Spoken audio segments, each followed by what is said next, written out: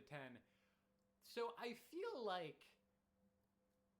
we should do eventually a video of going on to like our pre-season or pre-volume, I suppose, predictions of what was going to happen. Or even during the volume. I feel like I'm pretty sure. Yeah.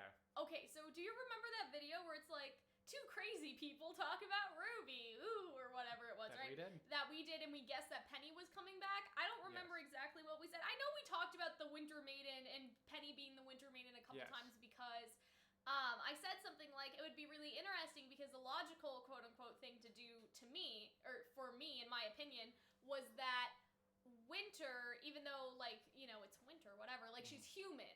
That's the problem. If you wanted to keep the powers, I always assumed that Penny was built for that purpose, to keep the maiden powers inside of an artificial person that could not be as easily destroyed, and then you'd keep it with you longer and all of that stuff. Turn your mic up. Are you guys okay? Like, is it too quiet for you? Are you sure? Because, again, it's the same volume we use in our reactions, so I can turn it up. I can barely hear you, even at full volume. I can hear us fine, so you guys just may need to turn your volume up. Like, I just listen to us. I don't know. Okay, well, Someone is just asking what is RWBY again and again. I'll turn it up a little bit.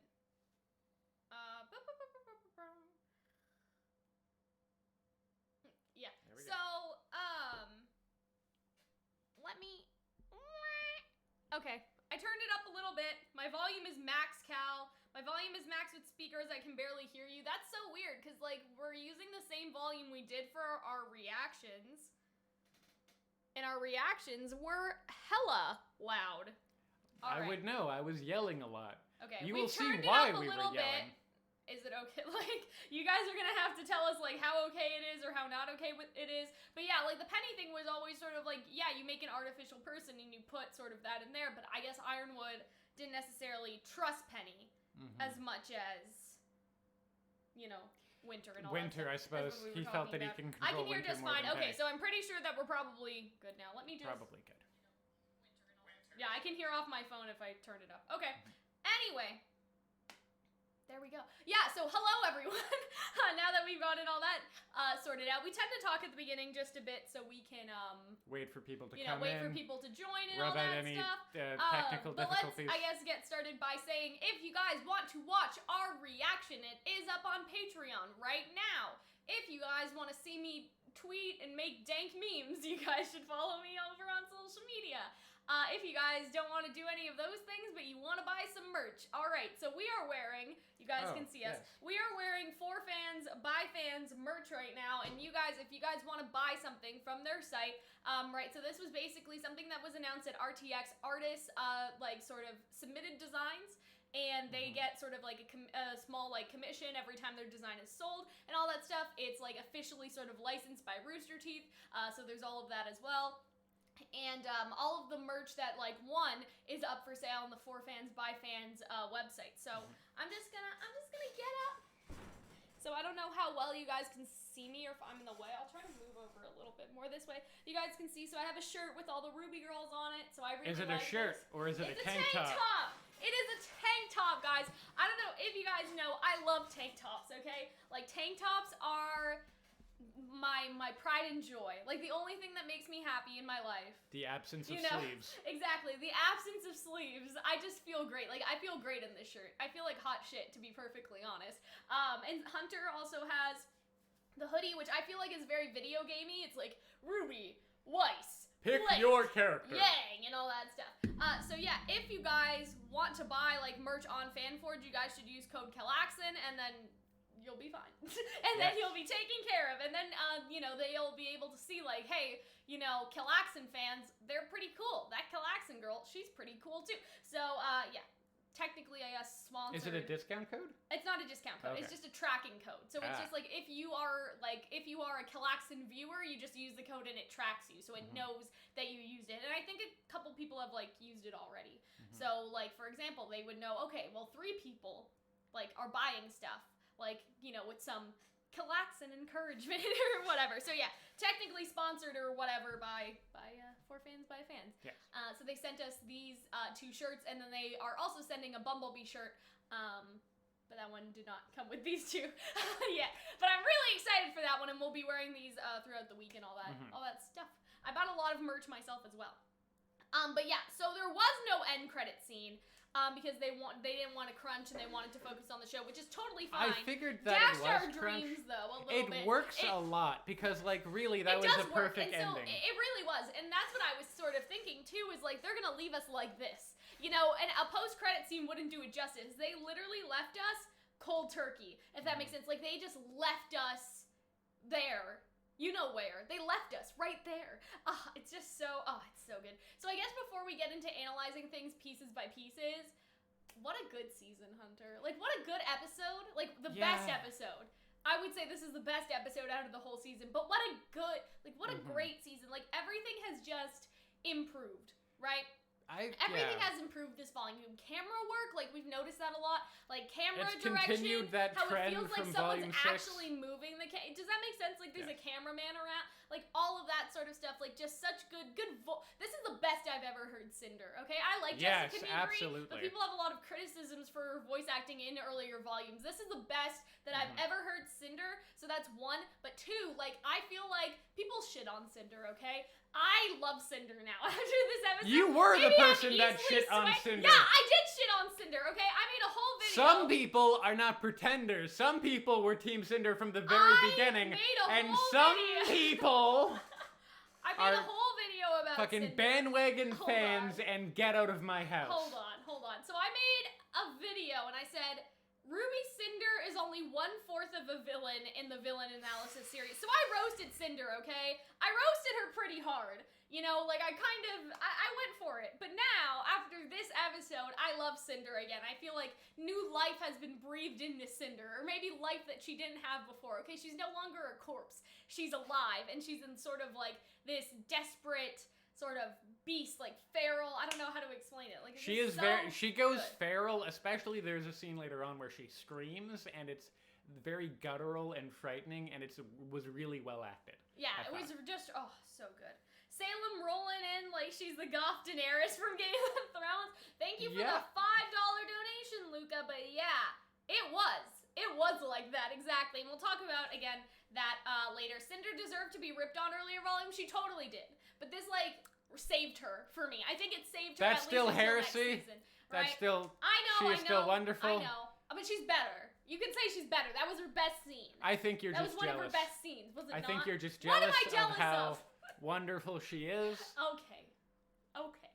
So yeah, just everything this volume has been so great. I love seeing Neo because you can, I don't know, it just, to me, it's so skillful. She's like an evil Bugs Bunny. You say that, but I don't know, I'm not talking about that. I'm talking about from an animation perspective, like how they have to animate her and the care that goes into her facial expressions. Like, I think that you can see the best of RWBY's animation to some extent.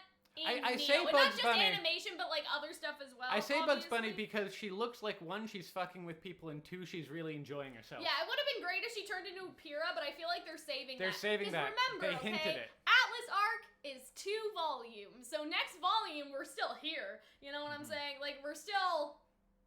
Doing this. So we're still here in Atlas and all that stuff. So there is time for them to do that, is there not? Like there is a lot of time for them to sort of fuck around with turning into Pyrrha and turning into sort of stuff like that. Things like that. So yeah, I love how Jean says, "Give up, we got you outnumbered." This is when like I knew that Jean even... fucked up. Okay, because people were telling me, we did the Neo versus Juniper video, and I said this. So this is my first point for being right this episode, by the way. And it was like, I was like, guys, she doesn't need to kill them all. She just needs to take the relic and leave. Okay, that's all she needs to do. And people were like, Cal, you overestimate Neo, okay? No, we don't. You're such a Neo stan, like, you know, all of this, you yes, know, we are. all this stuff. But I'm just like, no, I knew as soon as Jean said that, he was gonna fuck up. Like, he was gonna fuck up so bad, like we have never seen before. And it wasn't just Jean, okay? But I was like, really? Why did some of you guys think that Neo was gonna lose? Footing. Okay? They really aren't. Yeah, Neo is one of the most undefeated, characters, Or exactly. And like you have Oscar, who is fucking useless, okay? Him diving and grabbing Neo, that was great. You have Jean, who, okay, Jean is useful, Nora is useful, Ren is useful weapon-wise, but he doesn't really have a semblance that will help. She's not a Grimm. We should also say that, like, we mentioned this previously, is that the only people she ever lost to or stepped down from were maidens. Exactly, maiden fights. Like, she thinks that she could, like, Neo was dangerous. I don't know if you guys realize this. Neo is a dangerous fighter, right? And so I'm very, sort of content with Neo winning. Yes. Exactly. So we'll talk about this now. I like, just the pointy... the tip of the sword. Like, I just love this shot of it's her face, and then it's like, shit serious. Like, also, can we talk about how she have garters on her, connecting her pants to her shoes? I know. What love high like, femi wonderfulness. But yeah, and so Nora's like, all right then, and like they're so confident in themselves, and this is again like sort of the failings of the Aesops. They think, oh, we outnumber you, Tyrion, but look how Tyrion sort of divided Robin and Crow and Clover, right? And so it's the same sort of thing here, like, oh, we got you outnumbered, Neo, you may as well quit while you're ahead, but no, that's not what Also, happened. how did she fire two simultaneously? I think she could always do that. I Oh, look at her! Look at her! She's just like, yeah, you guys think that you're gonna beat me. Look at this face. There are so many good fucking Neo expressions. I want to talk. Okay, so I'm going to RTX this year. I just want to talk to the person that sort of did all of the facial, because sometimes animators have a specific character that they animate all the time. Like, I think I saw that on Twitter that somebody did most of the Cinder scenes this volume, and that's where they fell in love with Cinder was this episode. So I just want to know who is doing the Neo facial expressions. Like, who is doing all this stuff? Because it is just, like, look at this. I don't know. Like, I don't even know. And this is bringing back what I love so much about the Volume 2 Neo fight, is that when she's fighting, it seems effortless. Like, she's flipping around people. Great. Oh, my God. And, like, even how she, like, gets Ren here and then sort of falls back and uses the umbrella, like, it's just so good. And I mean, again, like, this doesn't do it justice, you know what I mean? Because it is sort of paused scenes and all Watching that it stuff. in fluid motion but is in excellent. fluid motion, like, it's just, like, just how she... I love how she's still... I love how Nora is still angry and screaming. Look at her. She has her foot up with her knee, and she's just like, like, you know what I mean? Like, I imagine Neo having a very Disney princess sort of voice, if that makes sense, if she ever were to talk. Look at this! Yes, her pose and her wink were excellent. Is this not the best thing that you've ever seen? Like, hello? Look at this face. Look at this face, Hunter. Guys, this is literally going to be how this entire discussion is going to go. We're going to spend so much time being like, guys, look at that! Like, I just love Look at that so Neo. Much. Look at that. Oh my God. And then you have Ren. And see, she's almost sort of serious here, but then she's like, look at her. She's just like, like, you She almost already knows what she's gonna do. And the Ren next comes scene. Look at this. She's just like, oh, I'm so scared, Ren. I didn't expect you to do something like that. And then she just does the fucking splits. That's good form for the splits too. RuPaul's Drag Race. Sometimes they'll break into the splits and all of that's supposed to be like the power move and stuff. Like, that's how I feel about Neo right here. She literally like went into the split and Ren just, and I love this, how she caught Ren. Come on, you're telling me that isn't Bugs Bunny energy yoinking them with your... Yeah, I guess so. I don't know. That's just that's a weird one. Fake yawning? Yeah, it may have been yawning. To me, it looked more like she was shocked, like she was pretending to be shocked. It may have been a yawn. I don't know. But yeah, and to see sort of Ren get flung like that, and look at her. She's just like, And then like, that was so easy.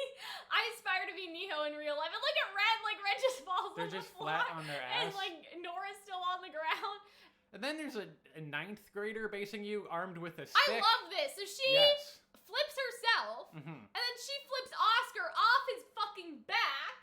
This is something that you see a lot in that Yang versus Neo Volume 2 fight, is her, like, flipping around people. I know, she's just and folding in the negative space. She's fucking with them. She has one arm behind her back, like she's making a joke, like I can beat you with one arm behind my back. Like, you're such a fucking pussy, Oscar, that you know what I can do? I can put one arm behind my back. And you know what I love about that? Again, Neo doesn't talk, but you can see so much of her personality just by her existing. You know what I mean? Like, putting the one arm, like, that's something that you wouldn't necessarily notice the first time. It's because without their voice, you're kind of constrained with how you're going to... such a good job with the movement. But when you're constrained, you have to be more creative, so you have to put more... And this is what I love about Neo, and this is why I think she's one of the best characters, because they have to get creative and sort of utilize her. in these sort of ways. You know what I mean? And I think it's so good. Okay, hold on. I just have to adjust a little bit here. Just the girls? Yeah, I don't know. Like, okay. Okay, do you like Neo or do you like Neo? Okay. Do we like Neo? Pop your titties for Neo 2020. No, I got caught on something just because I'm moving around. I'm like, guys. Anyway, so yeah, then Jean comes in. This is cool. Yes. Right? So I'm assuming that this is either a shield upgrade or he put his aura on the outside like Vine was suggesting. Because remember all the way back in Volume 1, how Ren does that thing where he does the push and then the thing goes wee and like that's the whole thing. You know what I mean? And so I feel like that could be that.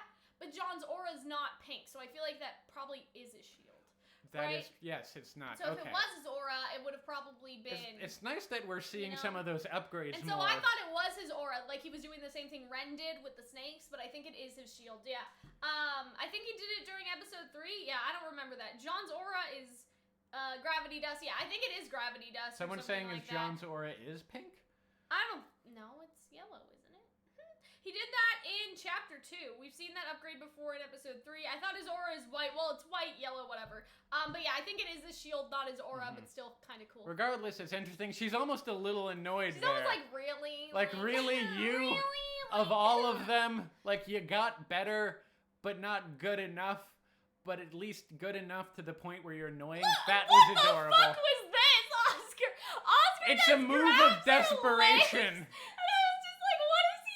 Doing. This was so funny. I think that they meant it to be funny. Yes. But it was just so funny how Neo's just standing and she's looking down and she's like, "What are you doing, you fucking gremlin? Like you I don't know, you elf? Like what are you? Elf? How dare you grab She's me? almost like, looking down. Short.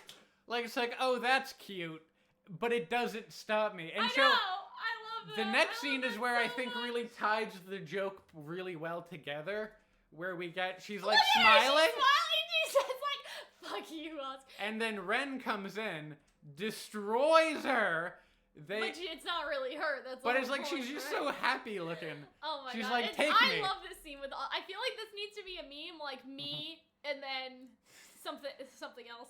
Me, my responsibilities, and then maybe me again, like something like that. There's the I build mean, up this is very of obsessive boyfriend type as well, like excessive boyfriend. Like me, the guy who won't leave me alone at school, and the guy who won't leave me alone on Twitter. Yeah, or whatever, right? Like, oh, I like that actually. I like that better, Hunter. So like me, the haters, and then the disappearing. I like that. I also like that he's so surprised, Oscar. He's like just lying. He feels like an idiot, like he's lying down on his belly. Yeah, there's like, glass shards. Like, what? Do Neo's glass shards disappear? Do they stay there? I think can you put them? I think they do stay there. Would they? I imagine they would be cold, and you can like put them in a drink to keep your beverage. beverage. She's just like, hit me, bitch! Oh my god, it's so great. I ain't afraid to die. It's really her facial expressions are and wonderful. Like how she bends also, here, look at. Oscar's just like, I got her, I guess. He's like angry, but he's also looks slightly confused. Like what's next? She just stepped her shoes out of that, right? Like he doesn't even. If he grabbed her like higher on the legs, I would get that to topple her, but he just grabs around her boobs. I also like that they really didn't expect they were gonna deal with Neo again. They thought that Roman and Neo were like yesterday's news. Yeah. RWBY probably told them that she flew off and potentially died. So they're being arrested at the same time. And I love how Oscar has no like Oscar's fucking dying. Yeah. He's just like, he did not get into his cardio, okay? He did not do leg day this week. Like he fucking is pee. dying. Exactly. How does that work? Well, okay, she uses the glass as like it's like what happened in Volume 2 when they looked like they were glass, like Neo and Roman looked like they were glass, but they were actually getting away. Yeah. It's the same thing. So she put that glass up, like imagine a glass panel or something, right? And it almost has that physicality to it. And then Oscar put the legs around her, I guess, around that glass panel. And then when Ren hit it, it shattered. And by that time, she's already over here walking away. It's because her thing is illusion. So helped. Illusion can be this as an illusion. It can be her transforming her likeness. But yeah. It's also just, I like that he's like, he's not up to snuff. He's not, and like you see that He's even trying later, and his that's why he best. stays behind. But now moving on. So Neo is 10 out of 10.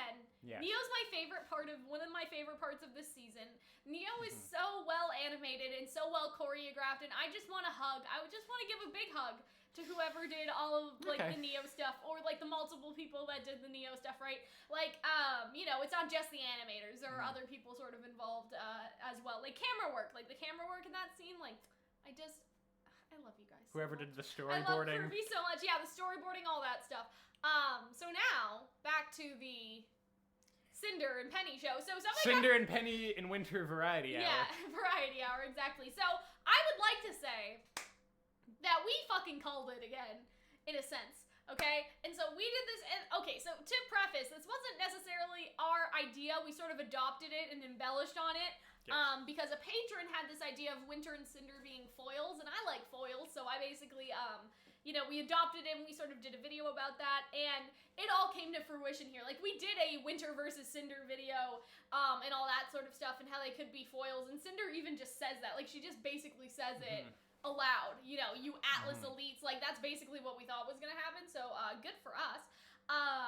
Yeah, Oscar is just there. But yeah, so that was nice. And the other thing that I really like and was thinking about was, so Unicorn of War, his boyfriend Jeremy, posted a theory on Twitter about Cinder being the bastard child of Jacques. And I think it's sort of like that Adam theory I guess that black we did. hair? Yeah, so Okay. don't you guys remember how we did this theory about Adam being Weiss's half-brother? So I think that, like, that...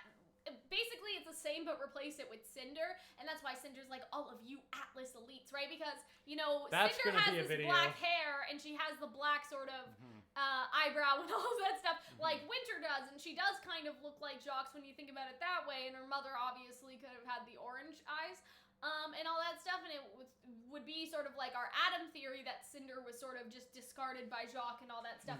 So I would like to do a theory on it. Obviously, credit also, to... she's Cinderella, so she was the ugly stepsister. Yeah, and so Winter and Weiss are the stepsisters. That was sort of like the idea. Oh, that works really well. That's what I would say anyway. There was no Whitley in Cinderella, right? But that would sort of be my idea, that Cinder is Cinderella, and then Weiss and Winter are sort of the ugly step-siblings. Right? Yes. And yeah, so I would like to do a separate theory on that. So obviously, like, Jeremy posted it on Twitter, so credit to him, but it is also very similar to the Adam theory that we thought of, so I would say that we are going to make some sort of blending of the two, like what Jeremy said, but then there's also sort of stuff that we think about that, and that could be why, like, Jacques is still a piece in all this. Does that make sense? And, like, Cinder being against Winter, and it all sort of makes sense. But they aren't ugly and evil. Well, Cinder isn't good and nice, like Cinderella, right? Like, some of the villains are based off of good characters. Like, if Cinder is supposed to be Cinderella... You know what I mean? Like, Cinderella didn't murder people.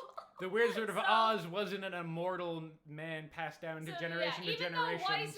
And here's the thing about Cinderella, the Tin Man wasn't a there dictator. are some depictions of the stepsisters that it's not that they're ugly on the outside, like they're two very beautiful women, but they're ugly on the inside. And you could say to some extent, Weiss was a little bit ugly on the inside at the beginning. Winter maybe a little bit as well. Yeah. Like, Hazel is based off of Hansel and Gretel, yeah, exactly. And so, Cinder's voice acting and her movements, this is such a good fight. Fuck. I also can't move back there, the weight that her movements had when Penny throws a punch. And then in her grim arm, Cinder catches it. It was a tense moment. Like, Look you at felt this. it. And, like, you see the also, arm. I'm sorry, are those Louis Vuittons? Oh, Cinder's boots. Bottoms? But yeah, do you see the grim arm here? This is such a good shot. Oh, damn. It is really wonderful. If we do make some sort of Jacques video, this is a thumbnail I'm going to use for Cinder. Or something. As goofy as her extendo arms can be sometimes. But I think that's such a good shot. Yeah, it's still awesome. So, you know what this is? She got them red bottoms. Goddamn red Cinder's bottom. pain effects, yeah, I think that was really good. So I have a idea, I guess. And, wait, what was I going to say? Something about Cinder's art? That it was going to be the thumbnail for the Ironwood video. No, the Jacques video. Or the Jacques thumbnail video, rather. For the Jacques video. Oh my god, I had an idea. Where did it go? Well, you sit there. Okay. and I can talk about this scene. Sure, go ahead.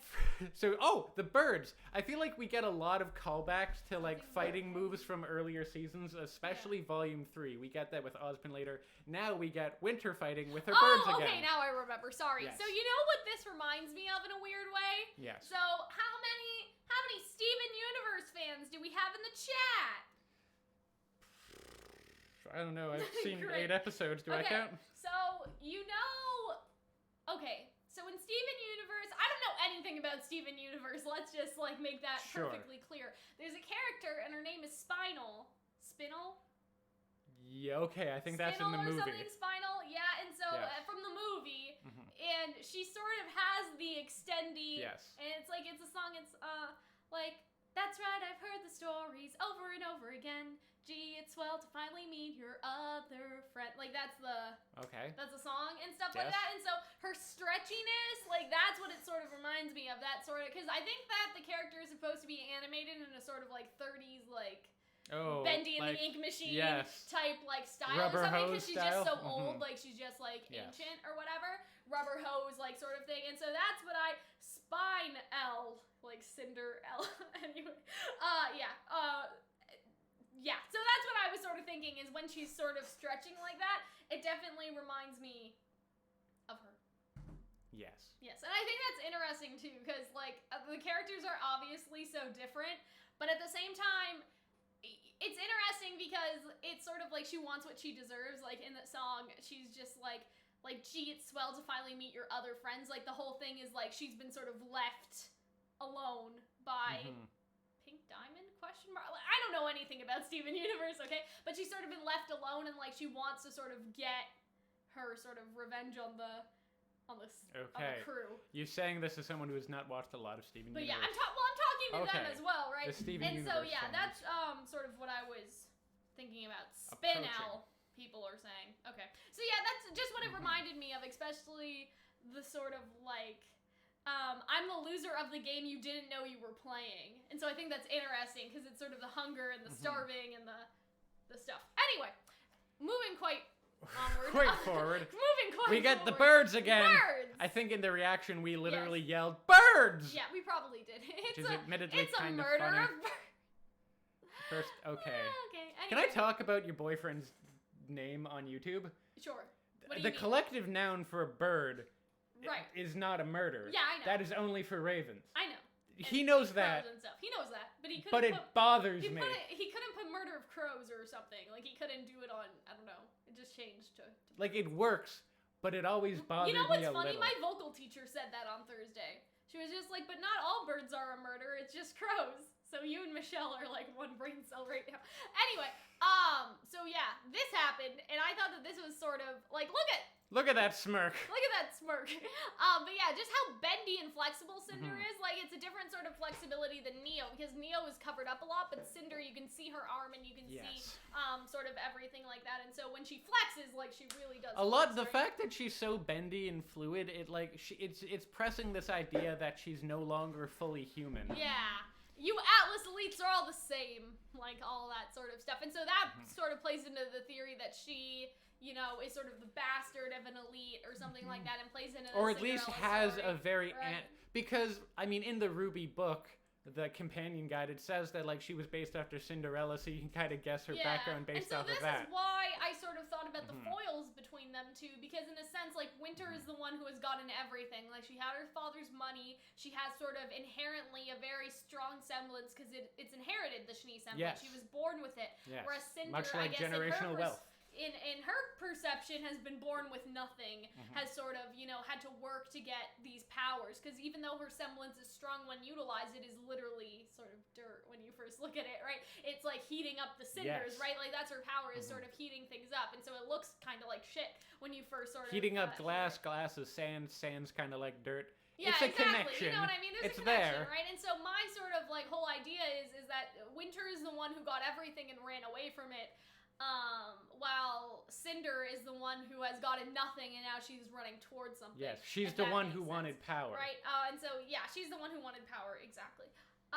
And so that's sort of what I think. You think hoarding power means you'll have it forever?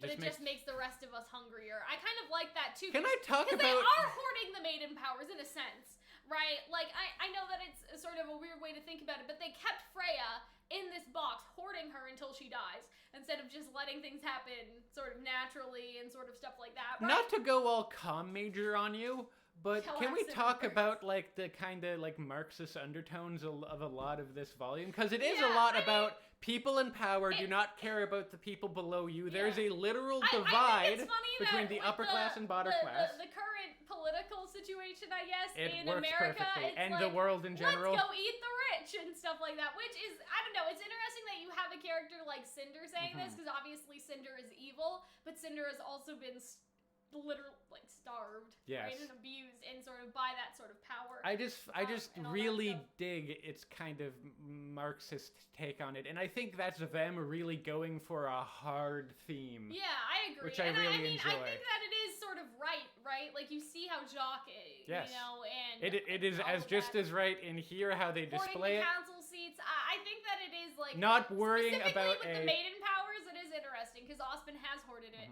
Like, what gives you the right to sort of dictate who the powers go to when it should be a sort of naturally random, selected thing, so anyone could have the chance to be strong, anyone should have the maiden powers, but at the same time, Cinder is a victim of her own hypocrisy, because she's not letting things naturally happen either. Now she's been wrong so much that she is making the path herself, which you can sort of decide what you think of that. You know what I mean? Because in a sense that maybe, like, that may go against what she said, because specifically the maiden powers are selected randomly to any young woman, and so you think it's sort of like a lottery, like anyone can get it. Yet they've all been like absorbed into the power structure, and she's saying, "I'm taking that." So it's like, instead of winning the lottery, she's robbing the bank. So you could say that she's seizing the means of production. Okay. Anyway. I really dig the hard theme of it. I love her lines. Like, her lines are so good, and like, again, I've criticized Cinder, okay? I made a whole video about how Cinder is, like, not even a real character. I think this has given her a lot of character. I think this has made me renewed interest in her. I think that this really breathed life in her, and all that stuff. I feel like she's when she's doing stuff, I'm in love with her. Yeah. When she's being sneaky or controlling. I love this line, and I refuse to starve. It's even better with, and I think during the recording, I was like, that's an excellent line. Cinder said something in Volume 3 about those in power just being men. Like, yeah, so it's sort of like, you think that the men in power are going to help you, but they're nothing more than men. Like, all that sort of stuff. Like, Cinder has always had sort of very interesting... Go feminism. Yeah, which is sort of interesting, Fuck again, the because she's police. a bad guy, but she's also not entirely wrong, and so Those are my favorite types of bad guys. I feel like that's been a great sort of theme this volume, and just throughout RWBY in general. Like, yeah, you're doing something bad, but are you wrong, though? The bad guys are never truly... or never simply bad. They're not villains of high fantasy that they're bad because they're bad and they're bad, so stop them because they're bad. I know that Penny was OP, but she's actually holding her own against, you know what I mean? Like, both of them couldn't easily get her. So there were just some really nice sort of fight scenes there, sort of, you know, the hit. Can we talk about how, like, they're fighting in stiletto heels? Or I guess not stiletto heels. Actually, you know what? Like, pretty thin heels. You know? Like, my God, I suppose, like, go ladies. Like, what's that, like, I did everything Fred Astaire did, but backwards and in heels? Well, I don't think I was Penny as good at dancing. Heels on her feet. I think that Penny's are flat. Let's just check it. But this scene, when she rockets forward, I love whenever she uses her rocket boost. Yeah. For lack of a better word, technology. So. Penny has flat shoes, like a sensible person. I still don't know how I feel about her weird sort of leg pant things. But yeah, I just love that they're teaming up right here. Even though they were so divided, they're, you know, fighting together. And I feel like there is really a little sister, big sister thing going on with that. This scene is amazing. She blasts through, and this... And this where I was like, oh, they're gonna hit the wall and then they're gonna go get Freya. Like, no. They fucking blasted out of the building. Like, the whole ass That's building. under Atlas. That's in that kind of nook in the bottom of Atlas. Yeah, I That's guess just hanging out over Mantle, so it is really close to the edges over here, right?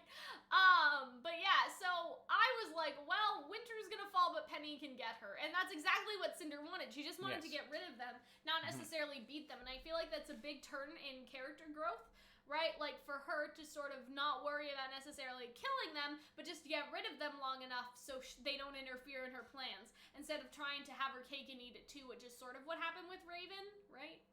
Yes, Yeah. I would say You think that? Yeah. So, I really did like this, and I like how this kind of reminds me of the end of Volume 5 fight, where it's just going balls to the wall, they're jumping around, they're flying. It also reminds me of Weiss fell out of the sky, and Winter did the exact same thing that Weiss did, right? Like, Weiss falls out of the sky, and Weiss summons a Lancer. Yes. Winter falls out of the sky, and she summons Manticore. the Manticore, or whatever she's riding anyway. And so she comes back up, but again, eventually Penny I has love to that go get scene, her, the right? cut, she got exploded. And so Penny has rocket boosters, so that's good. Something that we're not talking about is that the music in this scene is the yeah, first it's time... very Volume 3. Like, there has been chanting before. Yes! Was there chanting before? Hi, Eddie Rebus. Yeah, so in Volume 3, I distinctly remember there was chanting. Because and I with, sort of yes. wonder, like, I wonder how the chanting is made specifically, because I've talked about this before. I couldn't pick up But I wonder words. if it's made, like, in a synthesizer, like, I wonder if it's, like, real. Like, obviously it's real, but, like, a real If it's automated person voices? chanting, or if it's automated, like, Hatsune Miku. You know, like, I was it's literally so about to powerful say... chanting. Like, I wonder if it's an actual, like, legit I just choir had and the what's image going on of a with all that. choir of Hatsune Mikus in dark robes giving these gregarian dark chants Yeah, I mean, that's basically for this that's murderous fight we're Yeah, viewing. I don't know how they do it, but yeah, the chanting happened in Oh, Volume boy. 3 as well, and I think it was the scene between Cinder and Pyrrha. I don't remember. It's been a hot minute. But yeah, in terms of music stuff, the chanting always sort of comes in these moments. Does that make sense? Like the Cinder moments and the... I feel like there's a joke to be Moments. made about her having red bottoms and also fire spitting out of her feet. Oh boy. I love this. I have come too far to be stopped by some toy, and so I don't know if you guys saw my tweet, but I thought of this. So if you guys have played Kingdom Hearts, there's this scene where Riku sort of picks up Pinocchio like this. This is spoilers for RWBY Volume 8, guys, okay? And he's just like, I got some unfinished business with this puppet. Like, how mad Cinder must be. And that's like ultimate foreshadowing for Penny becoming the maiden. How mad Cinder must be right now. That it wasn't even Winter, not even fucking Winter, who got the powers, okay? It was the toy. It was the robot. It was the person that she perceives as not even real, who can have as much power as she wants. Because Penny is Life 3.0. You know, so like I'm doing this digital enterprise course that we have to take for our required uni courses in like Procom and whatever, like professional communications. And Life 2.0 is basically where we're at now, right? Like we replace like our teeth when they come out and like we can do prosthetics and stuff. But Penny is Life 3.0 because she can design her hardware and her software. She's a robot basically, right? And so like she, you know, she's like the most advanced human you could get, technically. In a sense, she can have whatever add-ons that they can possibly give her, and she fucking gets the maiden powers? Like, really? She already has the power that she needs. Like, Cinder must be so fucking pissed. You know what I mean? Because if it goes to Winter, that's one thing, and there's still an argument to be made that Cinder... It aligned with Winter her... has a very powerful semblance already. She doesn't need this power like Cinder does, but Penny is even worse. Like, Penny is like the pinnacle of something that could be modified to have more power, and she fucking gets the power. Like, she must be so mad. Very mad. Arguably, she has been upgraded even since last time we saw her in Volume 3 because she's flying now. Exactly. Penny's the real MVP here, yeah. She but really is. Sky Battle's so great. Oh my god. I've come too far to be stopped by a toy. But you weren't, and then you got a big blue ball of energy. Yeah, so then we see that Winter's okay and for flying now. a Manicore, She's not, almost. I believe that's a Manicore. Yeah, it's a Manicore, I think. That has very big, like, Valkyrie flying on the Pegasus at the end of Endgame energy. Just angry coming in to kill your... Oh, boy. And so this is what it goes down. So as we said already, this reminds me of what Weiss did. Weiss riding on the Lancer. But instead, this time what happens is that, I mean, Winter falls out of the sky. But first, look at this. Like, I love this shot of them both like, whee! And then after the whee, they both go like, whoosh! And they both hit her, like, real hard. I also like that it's building up, I suppose, like, kind of, for lack of a better term, power levels. It's just like, one Penny and one Winter equals just a little bit more than one Maiden Cinder. Yeah, and so you can see now, well, it's also just a strategy, right? Instead of going for Winter directly, she goes for the... You know, the summon, in a sense, and then the summon fucking breaks. And Winter falls out of the sky. And so you can see that Cinder has learned her lesson, right? It's not just about... it's not just about sort of like who can hit each other as hard. Because that's sort of what's going on with the the Also, Raven and look Cinder at how fight, her and Cinder legs found are. out- That woman Yeah. is flexible. Oh My my God. Someone's been doing But her yeah, yoga. Cinder found out the hard way that Raven was basically stronger than her in every sort of sense, and that she was Yeah. just sort of going for her instead of strategizing. Cinder has such good strategy, like she's just so good. And Tying I back to love- maybe that kind of theme yeah, of people like are saying her voice acting was so good. Sorry, Hunter. that theme of, or this idea of the foil between Cinder and Winter of gained strength versus earned strength, Yeah, or I guess inherited exactly. strength versus earned strength. Yeah. It's an inherited semblance, and it failed her, Whee! And then her aura broke, so that was which even worse. is not good. And so that's what I was sort of thinking was, okay, well, Penny's obviously going to go get her, and that's part of the strategy. She doesn't need to kill them. She just has to get rid of them long enough, you know? And then Cinder. Someone can in the chat said smirk Cinder has always been finding way around people's shields. Inspector Who reacts, which that Penny reference. Oh, that gave me chills. Oh, I just boy. remembered that scene. What are you doing? My life doesn't matter. And then I like how Penny just says, I disagree. I Like, love just how love that line. politely I love how formally she delivers and her line. They're unnaturally so she great. delivers like these very human emotions. I love it. It's so Penny. Good. In originally when it came to like the big deaths of Volume 3, I Right. was more shocked by Pierre than I was Penny. I liked Sure. Penny, but like she was goofy, Checking the chat. but I didn't fall in love with her. I fell in love with Penny this volume. Right. Yeah. She is so amazing. I would say Her the same her thing. dialogue, how bouncy her animation is, how they just it's similar that we mentioned earlier with Neo, is that she doesn't always talk a lot, but she's always adorable, even if she's in the Yeah. background, even if she's not saying anything. I think Penny's voice actress is doing a really good Yes. job. And I'm so surprised because Penny's voice actress is an animator on Yes. the team. And so Who they made animate her death, which is hilarious. which is really funny. But also when you sort of think about it, or at least how I would think about it, is it's like if Hey, they we got have, like, $5 again. sort of hidden voice actor talents in the team. Even Caden. Caden has such a nice voice. I will raise your $5 donation, do not worry. Caden's voice is Caden beautiful. is a voice actress, though. Is she? She is. Okay, yeah, I didn't know that. But like, there's so many people on the animation team who are also multi-talented. Yes, And I love that. it's an Like, incredibly just so talented good. team. And I think Penny's voice actress is very talented. Salem, how do you get the relic? Neo waves to Cinder, and then Salem to Cinder, you're fired. Oh boy, yeah. Yeah, I would love that because Salem's gonna be like, who the fuck is this bitch? Like, you had to hire a whole new person to get the relic for you, Cinder? Like, what?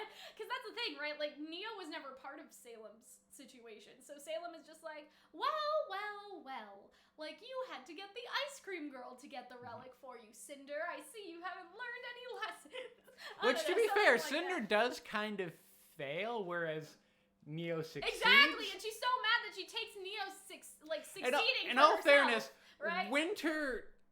Winter, a fully powered Winter Maiden, and Penny, Yeah.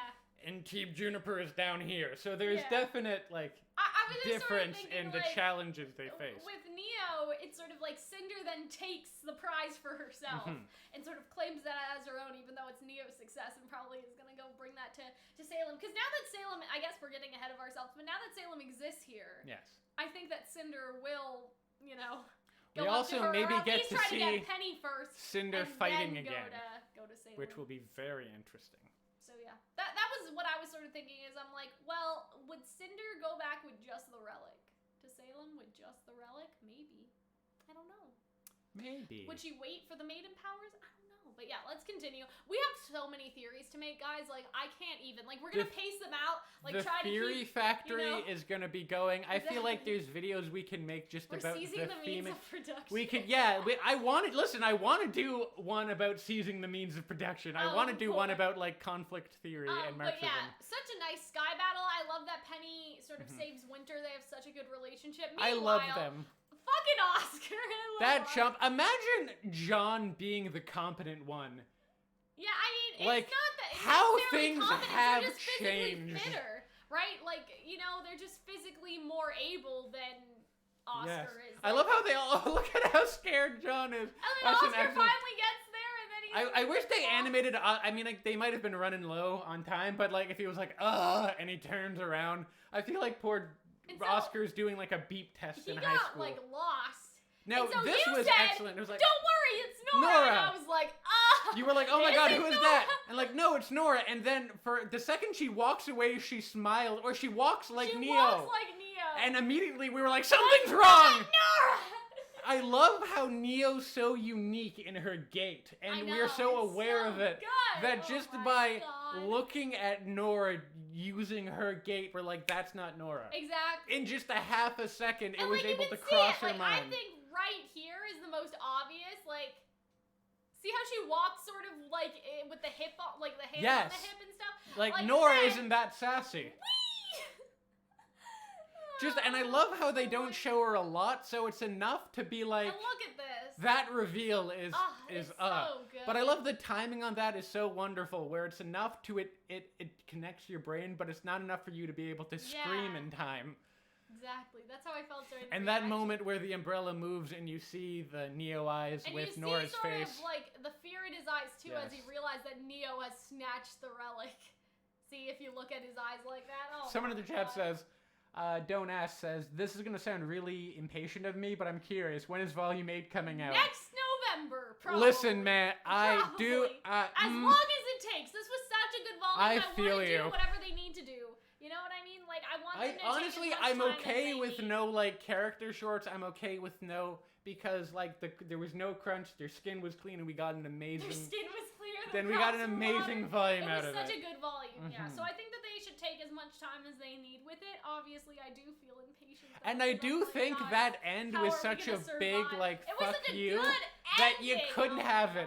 Unless the ending was, like, Raven looking at it and was like... Fuck, like, there was well, no other way. Well, Taiyang, we got our hands tied up in this. I mean, at RTX, they could show, like, something like a post-credit. Maybe. Instead of showing the first episode, and maybe we will see Raven say fuck. I don't know. But yeah, I love this. So this is the best part of this episode, I think, or one of the best parts. I would say this is one of the best parts for sure. I'm probably gonna say that 10 more times during this whole video. Oh god, this was... So we predicted that basically this would happen, but between Jean and So we did talk Pyrrha. about her turning into Pyrrha. Yes. But we also touched on just them fucking with their heads. Like, yes. we also talked about, her turning into Nora, her turning into Ren, her turning into Pyrrha, right? And so the Nora part was correct. And you can sort of see it happen here. Look at this. Her eyes go Neo away. is so fucky, right? Like, she's is that not evil. She's, oh my god, it's such a face. Like, she's such a wonderful actor. I know, it's just so good. And so she puts, like, the most, and Nora does this face later. Like, it's the most facial, like, I don't even know how to explain it. It's just, like it's just so like, good. it's such a dynamic performance. And, like, look at it. She's just like, you wouldn't hurt me, right? It's just like, Ren, you love me. Like, and all that stuff. And Ren sort of looks, and, like, he's first shocked, and then he's pauses, angry. And then he gets whacked. And that she sort of keeps throws running. him off. He just lies there. He's just like, no. Yes. Fuck. Like, no. I almost shoved a spike in my girlfriend's forehead. That was such a good... Oh, my God. That was so The amount of Renora angst we have Look at gotten, him. yes. And this is his realization, right? Yes. And so Ren I almost killed my girlfriend. This is what the build-up I couldn't do it. Right? Like, the whole season build-up with Ren and Nora and their love, and it's like, Ren is so afraid to let her in because he will lose her. The angst! Like, he is so afraid that something will happen to her that he can't love her. More. Right? And, like, they kiss, and, like, things And are after kinda rocky Crow, after I'm that. glad they're giving angst to the straight couples as well. Like, the angst here is totally, like, I feel like Ren's a big fear with, like, hey, like, if something happens to Nora, how can I sort of live with myself? Like, how could I go on? It's easier not to love her, or at least lock these feelings away and pretend like I don't, so then I don't get hurt when the inevitable happens. I feel like that's his pessimism in a sense. But now he sort of realized, like, he saw, like, this is, like, traumatizing. Like, he saw Nora, he couldn't. Yeah, Ren's realizing that his feelings get in the way of duty, but he does love her. Yeah, exactly, like, loving her and protecting her. So, do you think that this will result in him moving away from Nora more? Kind of like what we were hinted at earlier? So, yes. Probably. I mean, I see. Like, it's not going to be an easy... Everyone thought that Renora was the easiest, sort of simplest couple. You know what I mean? Does that make sense? Like, everyone was sort of like, oh, well, everyone ships, Renora. Like, that's so basic. Like, not basic in, like, a basic white girl sort of basic, you know what I mean? Simple. Not in an UGG sort of way, but it's like, oh, yeah, well, that's a simple ship. That's a simple thing to say yes to. Can we talk now about we sort how... of see that... I feel like Yeah. they almost did this on purpose because everyone thought that Renora's like, oh, Renora's so simple. You know, Bumblebee's the one that's Nah, bitch. complicated. Like, no, Nah, bitch. Renora is complicated. If anything, Bumblebee is easy. If anything, right? Bumblebee got easier, Renora got more complicated. Can we talk about the amount of, like, love Team Juniper has gotten Someone in the this chat volume? is asking, is the mic on? And I would be like, yeah, I would hope so, since people are talking to us like people can hear us. It is also, like, basically the first ship, so But yeah, like, I love this because you can see that Neo's that's behind. definitely... And that, you know, they don't even notice. Yeah. I love, You know, but she that's can't that. talk, so she really was just like, Well, she didn't say that. I mean, they already know that they're arresting her. So I suppose so. she didn't have to do any of that. And they run into... But yeah, and so with that, Nora like, looks back, she's Nora just looks crying. back and she's making the same in face. Right? That's the whole thing. She's making the same face. But, like, that he's Neo crying the made. whole time. Yeah. Like, it's fucked him up. It has. My poor boy. And he's like traumatized. This man has, like, Good. bottled up his feelings way too much. And so then Neo just. I also feel Walks like in away? that... I mean, I guess it's tucked behind her, so it's hidden. Yeah, I just love how she can go... She's such an excellent actor. And then that's the end of Neo for this And volume. that's the end of I Neo, think- until the I think very end. Neo, I feel like that. So something I thought would be funny, and I say this every year, but I'm like, I want to do a sort of Oscars, but for RWBY, like the RWBY Awards, like and all that stuff, and like Hunter and I. The Woobies! The movies, right?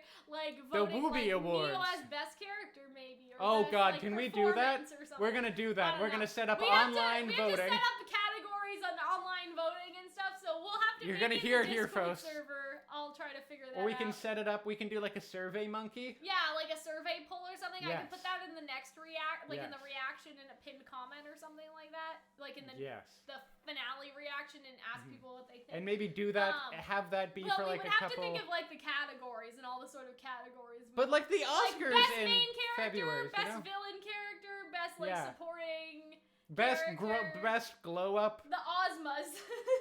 I like Oh, that. the Best Ozmas. glow up, like best costume design. Oh, Oscars, like, stuff Ozmas, like that's that. a good... I think even Um, calling it the Woobies or the Ozmas are good.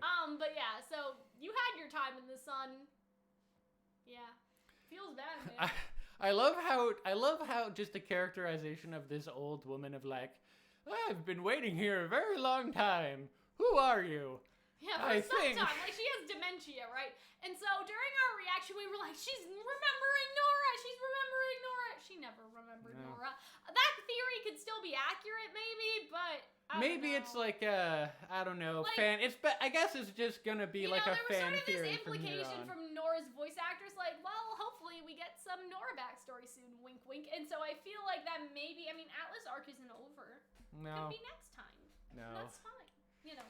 But I think Nora's definitely from Mandel, and there's all those connections. I feel like they will go into it eventually. Also, I was thinking about this. The suicide Ren theory is like 10,000% more increased now. That Ren kills himself? Yeah, Like so there's it's been saving this theory someone that or Juniper sacrifice will himself. die Yes. the way that their counterparts die, and the way that Ren dies in Mulan is by suicide. And so people think that Nora. Kira died in a siege of a city, or because Achilles died. Yeah, in a siege of a Achilles, city, right? And so the okay. whole thing is that Jean will be burned alive. Oh God. Ren How did will Thor commit die? suicide and poison. And that Oh. Nora will be poisoned. So the whole idea is Oh, that Nora Tyrion. will die, and that Oh, man. Ren will kill himself because he can't Oh. live like that anymore. So I think that that's like man. 10,000% increased now. And I think they're gonna give a lot of So, yeah. despair in the upcoming season. So, So yeah, I was waiting for something, and Cinder says me, and I love how she just like. this like, was she the just most. grabs her hand, she's like, no. I think like, not, young. Like, it's just like, you're Hold like, her on hand there, is just like, Are whippersnappers. you coming to me? And she's just like, no, I don't think that's right. I think it may be something else. Like, I just love that. Like, what is that? What big dick energy? I just love how it's a tilted Oh frame my that like God. it knows we're shocked and upset. They tilt the frame. It's jarring. She looks up and like, I don't think they're whippersnapper. I don't think that's the correct answer. Like, I'm I gonna don't show think you that's- how we did it in the Navy. Like, oh my God, I just love that because it's like, I had a no, job to that do. wasn't it. Like, it's just so casual and natural. It's like, did I forget to take out the garbage? Did I forget to give my, immortal powers to this girl? No, I don't think that that was it. I just love that so much. That was so good. It is. I also love Grandma, like, kicking ass. I feel like that's really throws the stereotype of, like, old women being doting and helpless. 2 her years kicking ago, ass. I made a video, and somebody asked me, under that video, they asked me, Calxiyn, who do you think is the oldest maiden?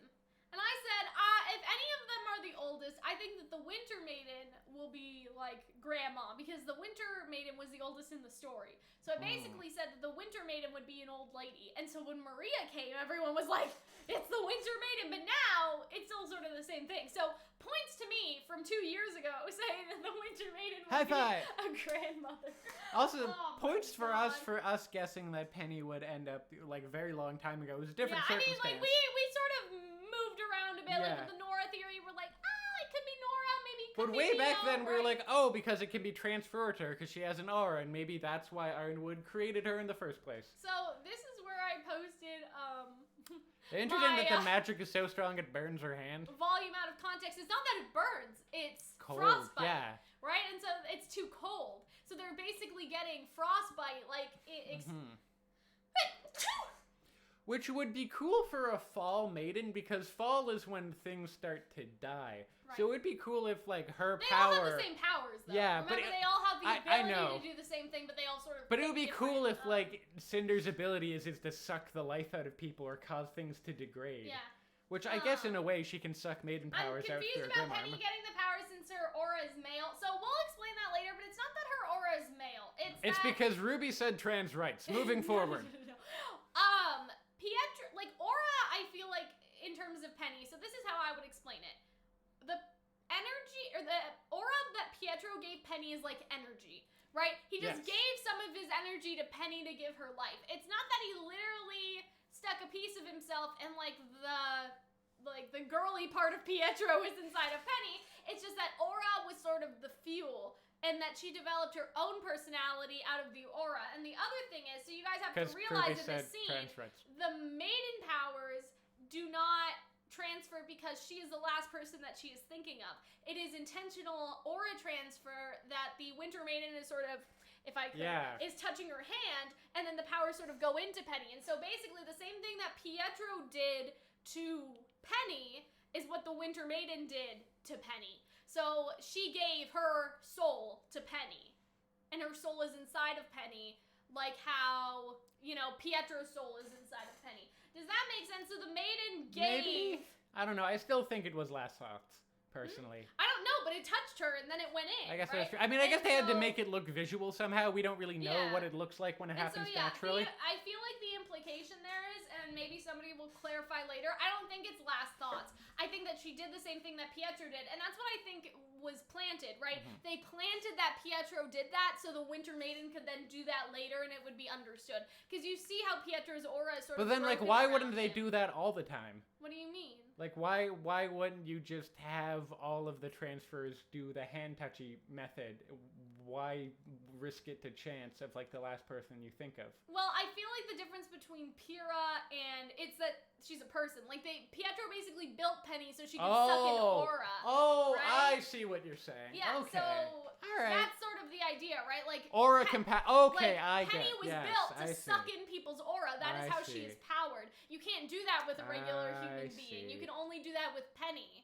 Right? Like, Pietro did that with Penny. The Winter Maiden did the same thing as because Pietro Penny did. is a machine, like a regular human would be able to do that. Exactly. A but regular human can't do that. Penny is the yes. machine that sort of can suck in aura. Like, that's what she was built from. And also because RWBY said trans rights. Moving forward. But yeah, so that's basically why I think that it is. It's not even like, oh, well, she has Pietro's soul. No, she has Pietro's soul and the Winter Maiden's soul. And the Winter Maiden's soul had the power. So it just, like, zooped and went into Penny. I also love how Cinder's just like, yep, I can't do that. Can't be that. And she just like, jumps out. See you later, sis. Like, I just love that. Transfer, right? I like that. Anyway, so yeah, so this was fun and very Frozen of you. And so that's the power of a fully realized maiden. So yeah, I feel like... Yep. Yes. Yep. Yes. Yes, that's definitely like a maiden who has reached her full potential and can fully control her powers. And so this is where, yeah, you can clearly see it's frostbite, right? Because she touches it, it's pink, and her fucking her glove comes off. That's how cold it is. Right? And then her fingers are pink underneath it. Isn't that crazy? But that would cool the air next to it. So by the transitive logic, it would suck the heat out. Don't worry about that. So it's Anyway, Penny goes in, and Hunter was like, "Oh no, all her skin is gonna come off." And I'm like, "Why? She's a robot." Because in volume 3 or 2, when Penny stops the truck, you look at her hands and you see the cuts, and it's silver. So I thought all of her flesh would be burned off, and we would just have Silver Penny, which is horrifying. And I wasn't ready for Silver Penny. Yeah. And I'm glad we did not get Silver Penny. No, that's not how it would work. She's fine. Penny's fine. Advanced skin. This is not Five Nights at Freddy's. Okay, we do not need to worry. Hey, maybe she that. got an upgrade. That's why her skin doesn't burn off anymore. But yeah, so this happened, and Oscar self-sacrifices because Oscar's like, well, fuck, I can't stay here. We weren't ready to become huntsmen. That's not true. Then why aren't we holding the relic? It was a lot. It's interesting because for so long, Ren has been so stoic. stoic. Salem has the lamp, Ironwood has the staff, and we have nothing. That's my artistic representation of Ren's lines. He yells at her, and like Jean is like, Ren, shut the fuck up, okay? That's enough. And you can see he's being a leader. It's see the look on Nora's face there too, that she's just so like sad. I guess he really just does feel powerless in this situation. Yeah, I mean, I think that he does. Yeah, I think that he does. But yeah, this is like the first time I think Ren's really been angry. Like he's angry. He's angry. But yeah, I mean, it's weird because a lot of people are like, Ren is like abusive this volume and stuff I don't like know that. about that. No. Which is a little bit. Listen, you know. People are gonna yell at each other in these ridiculously intense situations. Yeah. That's perfectly reasonable. Like, my God, the kids are stressed. It's okay. You know, like if he took a swing at Nora, that's a little different, okay? Yeah. But he's angry, and that's how people sort of release their anger is it's a yelling, valid emotion.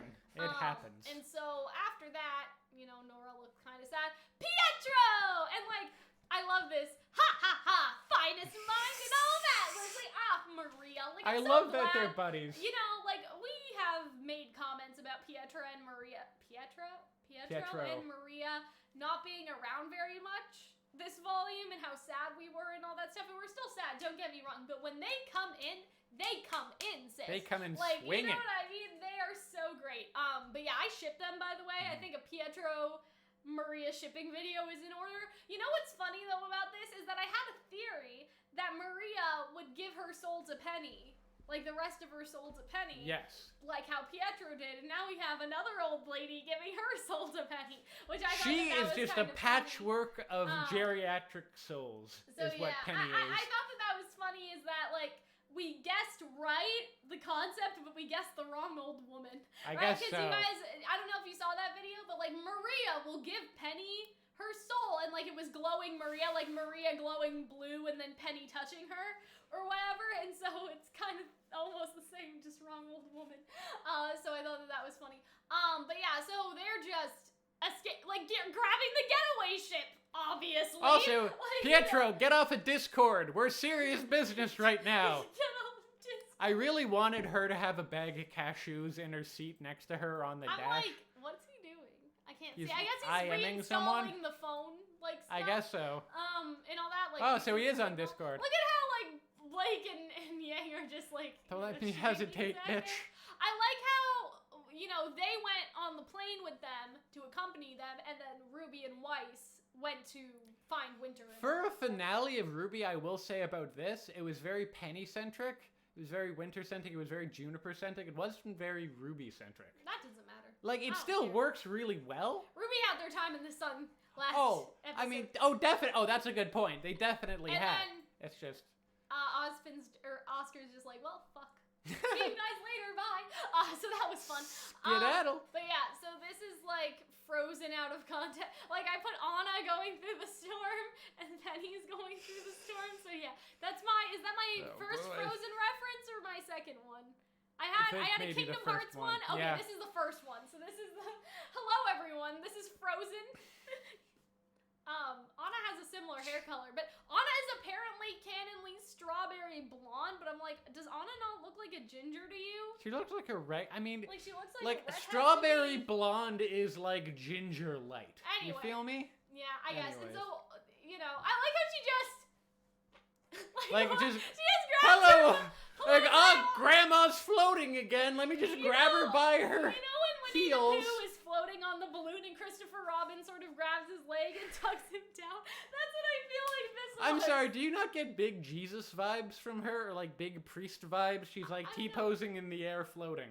At least that's how I feel. And so, yeah, clearly she doesn't I remember. had a job to do. Are those snickerdoodles? I'm tired. Basically, yeah. Who are you? Until I was ready, and so now she's just ready. Like, she just... I want someone to, a long time ago, I don't know if they still do it, someone made a fan fiction, it was very popular, and it was Team RWBY watches RWBY, and it was like fanfic of RWBY watching RWBY and reacting to like their life being told on screen. I want that, but it's just the winter, that just girl Freya. that does, like, entering the blah, blah, blah, blah, blah fandom. Like, she dresses the RWBY girl. Oh, no, like, not her. It's actually a written piece of fan fiction. Oh, okay. Well, she did something like that. Yes. I know I have a hard time remembering, but I remember that. So that the powers are supposed to pass on and she has to trust. Yeah, I thought that when she was talking about all this, we were going to get the Nora reveal. I can see how someone with, this is a really interesting concept, someone with superhuman powers with dementia. Like, what would happen if Superman had dementia? I guess so, yeah. It's interesting. It's very, I Penny's love that looking around wide, like, winter? I like me? that wide, Oh, that's isolated shot. Um, She's like, it's gonna be me now. but yeah, like this way, like she looks around and she's like, me? What's your name? It's Penny. So she smiled here, and I thought, Penny, you remind me of my granddaughter. That's what I thought. And then Penny, this happened, and you I was have like, the same hair of Are you the someone one? And from then I my like how Penny past. sort of has this, like, looking I? around. Like, I It's don't like, know. yeah, bitch, I guess I am. I guess I am the one. I don't know. And meanwhile, outside, Winter's frantically picking away at the ice with her She's sword. like, let me in, bitch. Let me in. My destiny is in this snowball. So, you know what's interesting is that in the OP, there was this terrifying shot. I would love to, like, I don't know if Eddie is still watching the stream because I know he was here, but I don't think anyone in RWBY commented on it. There was this scene where it was Ironwood and Oscar fighting each other, and there was this figure in the background, and they were going like this. They were like T-posing. Like they were A-posing, if that Or, makes yeah, I sense. guess Like, with their A-posing, arms yeah. sort of out and sort of stiff. And, like, we sort of had this thing, like, what if that's Ozpin? And that's going to represent Ozpin being the back of Oscar's consciousness and coming back. Right? Like, what if that was a hint? Maybe. So I don't know if anyone from I just RWBY, thought that like, was Neo knew the T-posing in the answer background. or whatever, but, like, now that Oscar's back, I'm like, if that was unintentional, they should just say it was. Does that make sense? If that was not intentional, they should just say, no, we did plan to put that model there. It's Ozpin. He was watching from the shadows, and at the end, he came in. Foreshadowing. Look at how smart we are. I'm also going to talk about other foreshadowing. foreshadowing that happened in the opening later, when we get more Ironwood and get more Winter. Yeah.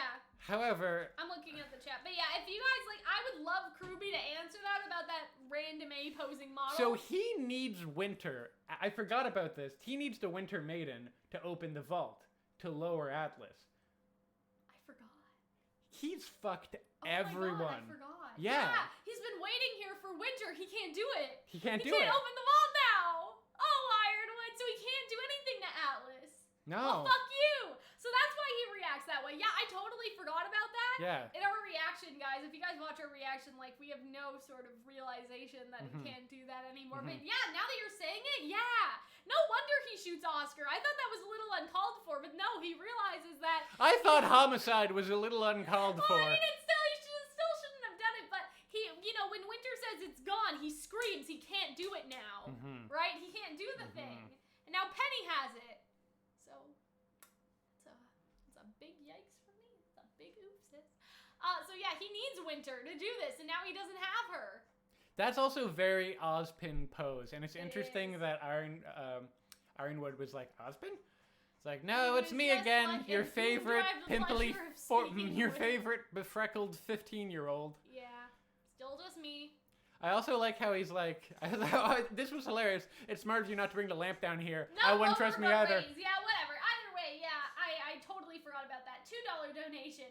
Oz, he's more machine now than man, twisted and evil. Well, A little bit, yeah. big yikes. Yeah. But yeah, he needed the maiden to do it. That was excellent, like, that line there of, like, I wouldn't trust me either, don't bring... That's excellent, like, dramatic irony of, He like, lost oh, the lamp. that dumb fucker. She's like, he would have been shot immediately, was like, yeah, no, Neo, you don't know her, stole it from me.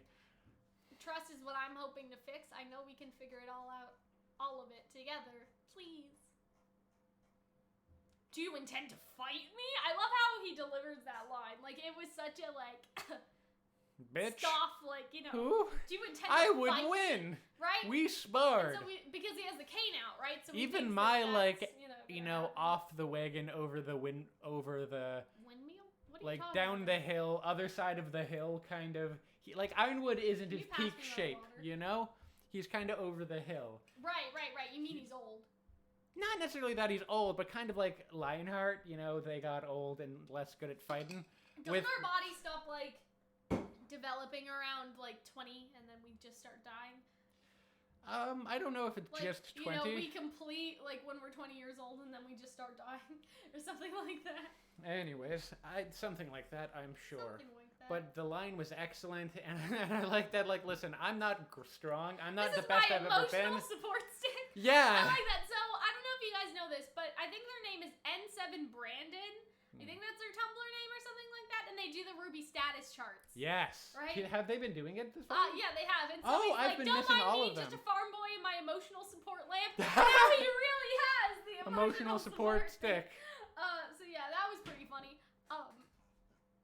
Calm. It keeps me calm. I also like I love how dirty they've made him, because they've kicked the ass of RWBY people before, but Yeah. they've never made them visually he's like that 'cause of filthy. Neo, right? Like, I guess that's what so. happened. Neo That's really it. did a number on this one. My poor boy. No one dared to question the Ironwood with the big iron on his hip. That's The a chat gun says. reference. Is it? He really, I yeah, don't get it. iron. Iron as in gun. Oh. You don't know much about guns. Sorry, We're guys. Canadians. Thank We you don't for know the what the fuck you're $5 talking about. donation, Though, Brian? With Brian. a Y. I like that. With a With a Y. Y.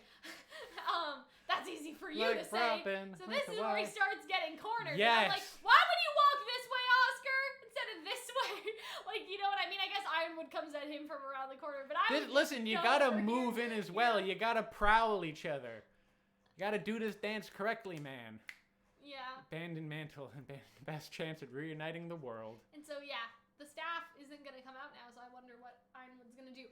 All excellent philosophical points. I think that this was funny, because this was Yes. what the fandom was debating pretty much all week, and they just turned it into a line in a sense.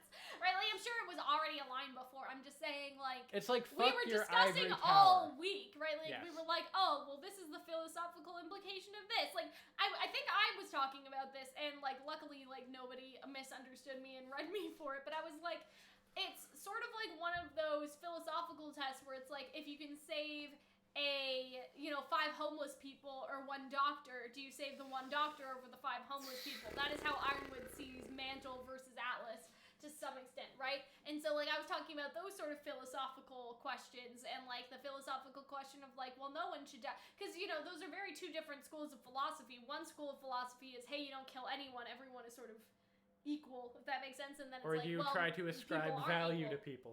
Exactly, right? And so, you know, like, his philosophical point, like, I don't know, the fandom's philosophical points, that makes sense. It doesn't matter if Salem wins, and so, yeah. I really love his moment here. It's also kind of Trolley like... problem, yeah. I am done letting others' inability to see the big picture get in the way of doing what's right. And so that's the thing, right? Everyone was talking about sort of the little things in each episode, but Ironwood was looking at the big picture. Does that make sense? It's almost meta. I'm surprised that John McCain basically became, for lack of a better word, like, I guess, like a John McCain. Or like whoever the vice president was for George Bush. Wait, you said John McCain turned into a John McCain? Or no, so that do you mean sorry, that Ironwood. Sorry, someone? Ironwood became like a John McCain, or like Okay. the Bush. I was like, Hunter just said the same name. Sorry, twice. I didn't realize that. Well, listen, because they are very similar. It's the idea of like we will torture people in like Gitmo. We will bomb people because it doesn't matter. I'm thinking about the big picture. I'm not worried about people whom I don't care about. And like it's that theory applied to leaders and how terrible that has been in the real world, and I think how terrible that will prove to be on RWBY. I think it's been all very meta this season. Dick Cheney, that's the guy's name I was thinking of too.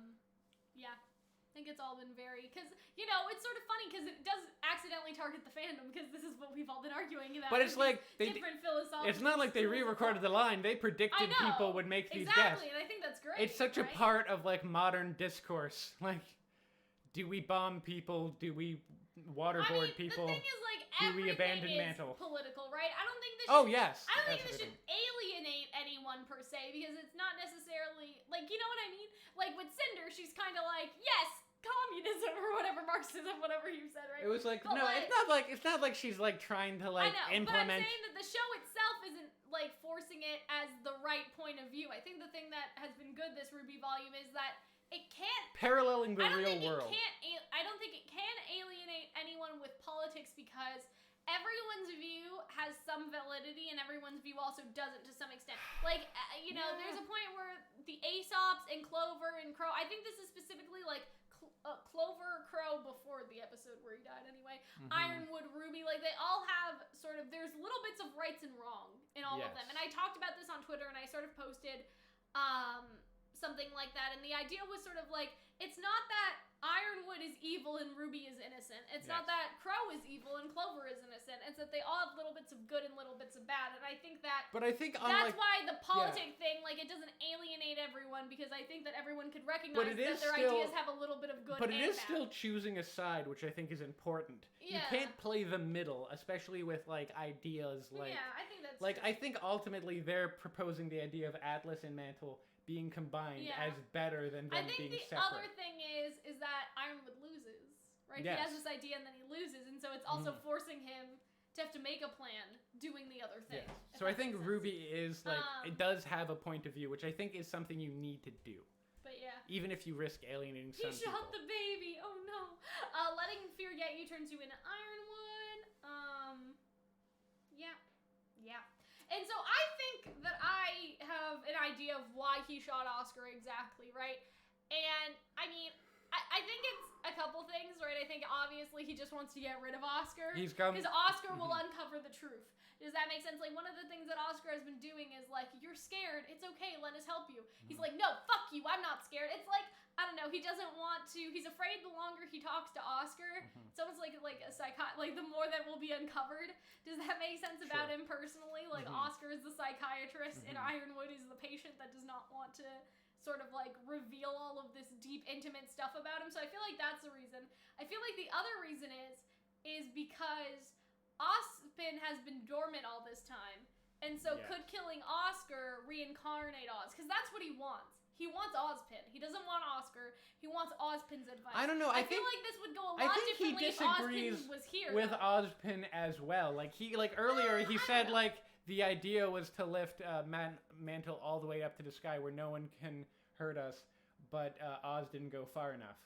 I think that I think in general, like, I think he wants to talk to Ozpin more than anything, you know, because he keeps... Oh, I think he'd prefer talking to Ozpin. The whole season is like, Oz, are you in there? He wants Ozpin's guidance, you know? Yeah. He doesn't think that Ozpin took it far enough before, but I think that doesn't mean, like, but do you I hate Oz, I don't want Oz to come back. Like, I don't think that But do you think that he would listen to Ozpin's criticisms now of his plan, or do you think he would go forward? Because I think he would go forward. It depends on what Ozpin would say. If Ozpin came back in Oscar's body right now, I feel like the conversation would be very different. Because I feel like Ironwood would want to talk to Ozpin.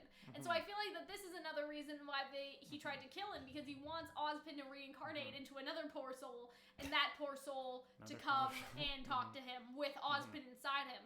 You know what I mean? Like, hey, maybe if I kill Oscar, Ozpin will come back in someone else. And then I could talk to him again. That's what I sort of think. Yes. At this point, he doesn't care anymore. I mean, I think that... that's what I think. Truthfully, that's what I do believe. I think he wouldn't really listen to. I think earlier, definitely. I think he just wanted to kill him. I mean, I don't know. I feel like it's 50-50 just because he knows that Oz can reincarnate. So what good was killing Oz rather than get him out of his hair for a temporary while, right? I think that he is mad at Oz because, you know, Oz lied and all that stuff. But at the same time, I think he does want to talk. I'm not saying he would listen to Oz's plans. I think he wants to just at least talk to Ozpin to an extent, you know? I feel like that's been his whole thing. Like, who am I talking to? Am I talking to Ozpin? Still just me, right? And that's been sort of the thing the entire time. Maybe we can shake Ozpin out. Maybe we can do this to get Ozpin out. Maybe we can do that. Like, that's been sort of Ironwood's whole thing with Oscar, is that he doesn't want to hear from Oscar. He just wants to shake Oz out of him, right? And so I feel like this is like the final attempt, in a sense, to shake Oz out. And Oz does come out, so... It worked, I suppose. It worked! Like, in a weird way, it worked, didn't it? And so, I love this line. Then you're as dangerous as she is, James, and his sort of James face. is what my friends call me. To you, it's General. I did not think of a gun.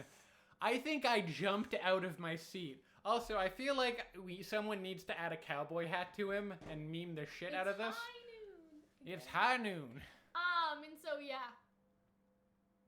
So, Ozpin... He looks... I also feel like there's some similarities to, like... It just reminds me of the cinder falling over the side and, like, coming back to bite you in the ass later on.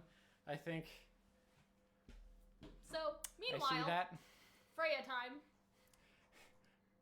Freya time. And so, Cinder comes in the hole, right?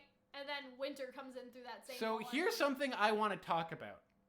Earlier, Penny, or rather Winter, looked to Penny and said, "Do not pick me up. Right. You should have left me." And then Penny says no, basically believing that your life matter and that you have value and we're stronger together. That's proven to be right when ostensibly Winter then comes to save Penny's life. In a sense, and do you see the parallels between something like this and something like the larger issue between Atlas and Mantle? Yeah. The idea that, like, in a sense, Penny was Mantle, like, it could have left Atlas behind, but it went back to save them, and they were able to work together. And I think that, hopefully, Winter internalizes this. I think they did that for a reason. I think Winter internalizes this to an extent, which is why I also think she gives them a head start. Right. Yeah, I understand what you're saying. Yeah, I think and so I think that will lead Winter to, like, cut her own path. Also, can I say... She helped Penny. Yes, because she... Also, can I say, and Penny helped her, and she realized that, like, no, we're stronger together. It doesn't have to be alone. We don't need to cut people off the second they're just the slightest bit inconvenient. Secondly, you made fun of me when we were analyzing the opening originally. It shows Oscar looking kind of nervous at Ironwood, and then it shows Weiss looking kind of nervous at Winter. Yeah. And my prediction was, like, they're gonna split in some way. They're not gonna be on the same side. I mean, they always weren't on the same side, though, to some extent. Hold on. Someone made a good point in the Murder Birds Discord. Either Ironwood saw Oscar as an individual or a puppet of Oz. Either way, Ironwood did a foul deed. Yeah, I think that's true. Like, he either saw Oscar as his own individual person with no value because they couldn't access Ozpin, like, or just sort of a puppet of Ozpin, right? And I feel like that's really interesting. I feel like that's so true. I would I feel like that's a good point. And that's sort of, again, why I was thinking that he killed Oscar for a bunch of different reasons. Like, he wanted to get rid of Oscar because Oscar was sort of getting too close to the truth, in a sense, being that nuisance, but also just, like, he is just another thing to sort of puppeteer, Yes. He's just, I think that's it. I do think that he's worried about... But yeah, I think that, like, the Winter thing is really interesting because, again, it's not leaving Penny to die and it's not leaving Winter to die. It's that they're helping each other, and that's what makes them sort of stronger against Cinder. And I could think represent the greater conflict against because Salem, think about it, that she's a Schnee. She's Atlas. Yeah. Penny is the savior of Mantle. Right, they are exactly. representative of Atlas Cinder and Mantle. is sort of representing Salem, in a sense, in the darkness. Like, if we work together, we can. And I think that's right. I think that's a really strong, and I think that we should probably potentially do a video about this later, but I think that kind of projects where I think Winter is going in the future. Sure. But yes, I will take a bit of a W for myself. I think that she is doing... The Scream were excellent here. She's going to do more neutral position on Atlas and Ironwood. Does that make sense? Like, Ironwood's all the way over here. Hold on. Atlas is all the way over here. I feel like Winter's gonna be over here. Winter is gonna be the common sense that Ironwood needs, and she's gonna want to work with Penny in that. That looks like a lolcats. That looks like, oh my god, my arm! Like, do you remember lolcats? I have Oh my no god, idea I'm what with a Matt was child. talking about. Lolcats, it was like cute photos of pictures. You in the chat know what lolcats were, right?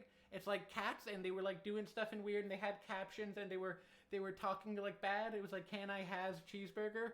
But has with a Z. It's like that, and she's like, where did my arms go? So this is terrifying, and how painful it must be for it to just grow back yes, like that. and the screaming was horrifying, and you can even see like her burning flesh.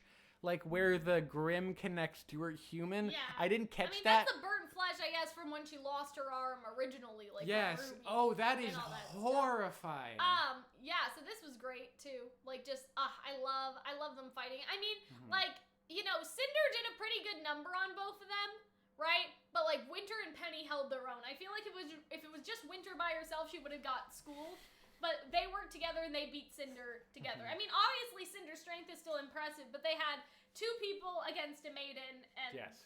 I would say that they won for all intents and purposes. I would say Penny that Winter and and Cinder? Penny won. I think. I mean, they got yeah. the powers, so technically they won Yeah. the objective of the fight, which was to just get rid of each other and not let But the I other feel get like the powers. Cinder got right? her objective in that she has the thing and she will be let into the Yeah, but the fold. relic wasn't hers. Yes. Right? That was what Neo did. I'm saying Yeah. that Cinder failed in her objective, but she did put up a very Which good I fight, think will right? really fuck. I think that's So what's gonna where cause did she some. get cut? I think it's over her face because you That's see a big thing of blood for just her face. you see though. like a cut on her face afterwards. I guess. So I think it was her face. And so yeah. Meanwhile, so this is what I'm saying about Yes. the same thing that happened with Pietro. If you Mm-hmm. see Pietro's aura, he has patches. I feel like it's sort of the same thing here, where this isn't the random transfer and this isn't the thinking of the last person transfer. Because in that sense, the powers would go out of someone's. Okay, so say with Raven, right? The girl who had the powers like would have been right beside. They probably wouldn't have held hands, right, or anything like that. It's that they killed her in her sleep and then it went to Raven.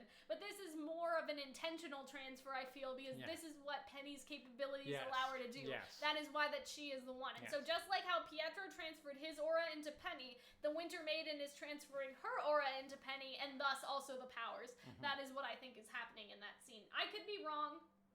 It would be But- cute if like she needed a dongle for her bow and she gets the tube and she sticks it in the Winter Maiden. But yeah, I think that that's true. So Penny's semblance is to absorb people's aura, I guess, but it's not her semblance. It's an asset, an ability of her robot body. Yes. It's like a mechanism, It's the charging port. yeah, if that makes sense. Yeah, it's just an Which- asset of her Which computer. does Does she that need make to? sense? Which does she need to be regularly charged? Yeah, we saw her sleeping before. Yeah, remember? that was her sleeping. Was that? Does that mean she can Do you think run that out of Penny batteries? is a real girl now because of the maiden powers? She was always a real girl. So that's like obviously in Pinocchio she gets a real body, and so Yeah. that's a thing. I think, She was real all along. I think that she is real as much as possible now. I think that Freya, like, I think it was sort of a misdirection. We all thought that Freya was gonna be somehow related to Nora. Yes. But I think that Freya is actually supposed to be the blue fairy from Pinocchio who Yes. gives Pinocchio, like, turning him into a real boy. I think what this does mean now is that if Penny gets damaged, right, Pietro doesn't have to necessarily give any more of his aura. Like, she has a full aura now, as opposed to, like half an aura, I guess, in a sense. Do you guys understand what I mean? So yeah, I feel like that's what happened. I feel like aura transfer happened here, and this is an asset of Penny's computer, of her model. The model was built to do this by Pietro, and so I think that theoretically she could do it with anyone. Not She just has a the Winter brain. Maiden. She's learning. She's not dictated by her software. So yeah. So I think absolutely she's a real person. And I feel like we're gonna do a video on that sometime. So I don't know. I feel like this is more unnatural than the ones that we've heard in the past, which was like, there have only been two ways that we've heard of, right? And that is if somebody has died and they're thinking of their killer or thinking of their loved one, and then the last person I through think. the aura machine. Does that make Yes. sense? I think Penny is basically a walking aura machine. I don't think this is natural how, Raven and so-and-so would have done it. I doubt that girl would have I'm pretty sure, like, Raven probably just killed that girl while she was, sleeping or Yes. something, like, right in front. Like, I doubt it was anything like this where they're holding hands and they're locking eyes and all that stuff. Because, like, the way I imagine it, right, is just that the powers sort of, like, fly away and go into the new person, right? Because it's either through last thoughts or it's random if the person doesn't have any last thoughts. And this isn't last thoughts or I guess it could be last thoughts, but this isn't random either, right? It's sort of like they're holding hands and the aura's getting sucked into her. I don't know. Because if it was last thoughts, I mean, she could have just chose winter like she was supposed to, right? If it was intentional last thoughts, but they're holding hands and the aura's going in. I mean, I guess she also was convinced that Penny is the one, so there's also that. I don't know. There's just a lot of things going on. Lots of things. But yeah, I think that she is the blue fairy, and all of that stuff. Like, that's the sort of the intentional. I love how at this point he's not even panicking. He's like, I'm sleepy and waiting for death. He's just like, oh. Husband's back. Osmond. And so he tries to grab the cane. And Winter gets tossed. And this she is my loses second her meme, hair. which is Elsa from Frozen 2. My other meme is Sora falling out of the sky from Kingdom Hearts. Because that's what this giving me. Don't go simple and clean the way that so you're this happens. So making Cinder me sees a feel fucking snowflake. tonight. And she loses it because she's like, uh-oh. And so I like this. And I like this whole, like, sort of scene. It was so much it's was happening interesting all at because once. It seems like that color is not dictated by the season. It's dictated by your eye color. Or the aura, in a sense. Like, both of those things. Because Penny's aura is sort of green. What's Raven's aura? Because hers was like... Red, I guess. Was it red or was it blue? And Cinder's is... Because I thought yellow was for fall, blue was for winter, red was for spring. Like, that's how I thought it was going. But it seems to be based on your...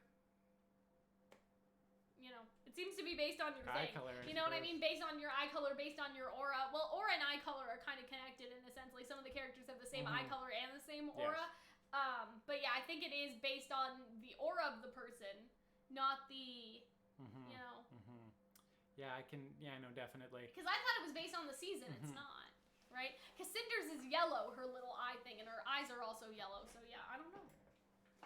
Raven's matched her eyes. Yeah, I think it is eyes. Why do I mean, her eyes aren't green. No, her eyes no, are kind of I thought turquoise, Raven's eyes were red. Yeah, and hers and Raven's eyes are red. Raven's eyes are red, but wasn't her thing blue? No, Whose Raven's was eyes blue? are red. No one's were blue, Hunter. Okay, I'm looking up Raven Branwen. Cinder's are orange. Yeah, that's what I'm saying. So Cinder's is orange on her eyes, and then her eyes are orange, right? So I think it's the eye color that it's like an extension of the eye color and stuff. Okay, I could have sworn. Ravens is... Why would ravens be blue, Hunter? I'm probably wrong. I know you but are. like... Cinder is hazel color eyes. I mean, they're more yellow, aren't they? Like, when you actually... You know what I mean? Like, they're not... Oscar has hazel eyes, alright? Or, like, green and hazel. Her eyes are, like, yellow. But yeah, Freya's are blue. Raven's aura is blue? Are we sure that Raven's aura is blue? Anyway, it doesn't matter. It's the eye color. Nope, hers are red. It's the eye color, wrong. guys. Her eyes are red. Why did I remember? Why did in my mind's eye it was Raven's blue? magic was blue. But yeah, the color's the same. It's the eye color. It's the eye color, Hunter. Yeah, it's the eye color. It's the eye It color. was just the magic she was using was blue magic. It's okay. That's it's the why eye it color. was. That's what it was. Okay. Anyway, my phone's on 20%, so that's Also, we great. finally figure out what this thing does. I'm gonna have to kind move of. the chat over here, huh? I mean, kind of, but also not really. Because this is he does things. It seems like the last of his magic is in the staff to an extent. Yes. Because those blue. Oh god, her like burning skin is. Oh man. Winter, and then like she sees Ruby and she gets scared because she's like, "Whoa!" Really, I so suppose this it was. Thing, Yeah. I think is like him channeling the Oz magic, like the remnants of the Oz magic. And So stuff. much stuff happens here. This is like a couple of seconds. I know, but it's where, so like, crazy. And look at how scared she is because she knows that Ruby's right there and that Ruby's about to fuck her up. I personally thought that went really quickly. Shit, here we go I feel again. like there's a lot less pomp and circumstance around her it using did a go silver really eyes. fast. Yeah, it was all like, it was flash. If anything, I dug the scene. It felt chaotic, and I'm like, what the fuck is going on? But part of me was also like, can you slow it down like a little bit? And this is great because it sort of reminds me again of Beacon, like Cinder's. There she is again, right? And I'm like, oh, I guess that's Winter right It's there. also interesting that floor. like was that just not a full power one like it was before? I mean, because last time she got one, she lost an arm. It was I guess just a regular one. Well, I guess yeah, because the first one you had the eyelashes go up as well. Yeah. That must have been full power. This so I wasn't think- full power. Somebody's like, yeah, I'm pretty sure that was one of the secrets Oz was talking about, the cane. Yeah, I think so too. Like, this is like to channel the old magic. Because I that think green that's how it energy and the works. green balls, you see that briefly in the Ozpin Cinder fight I at think the end of that Volume 3. That's what it's for, basically. Like, I Yes. think that that's sort of the intention with that, is that it is sort of something to Way to channel the old split magic. his magic up in several different things. Yeah, so I feel like instead of, he made his own relic, basically, with his own Yes. magic.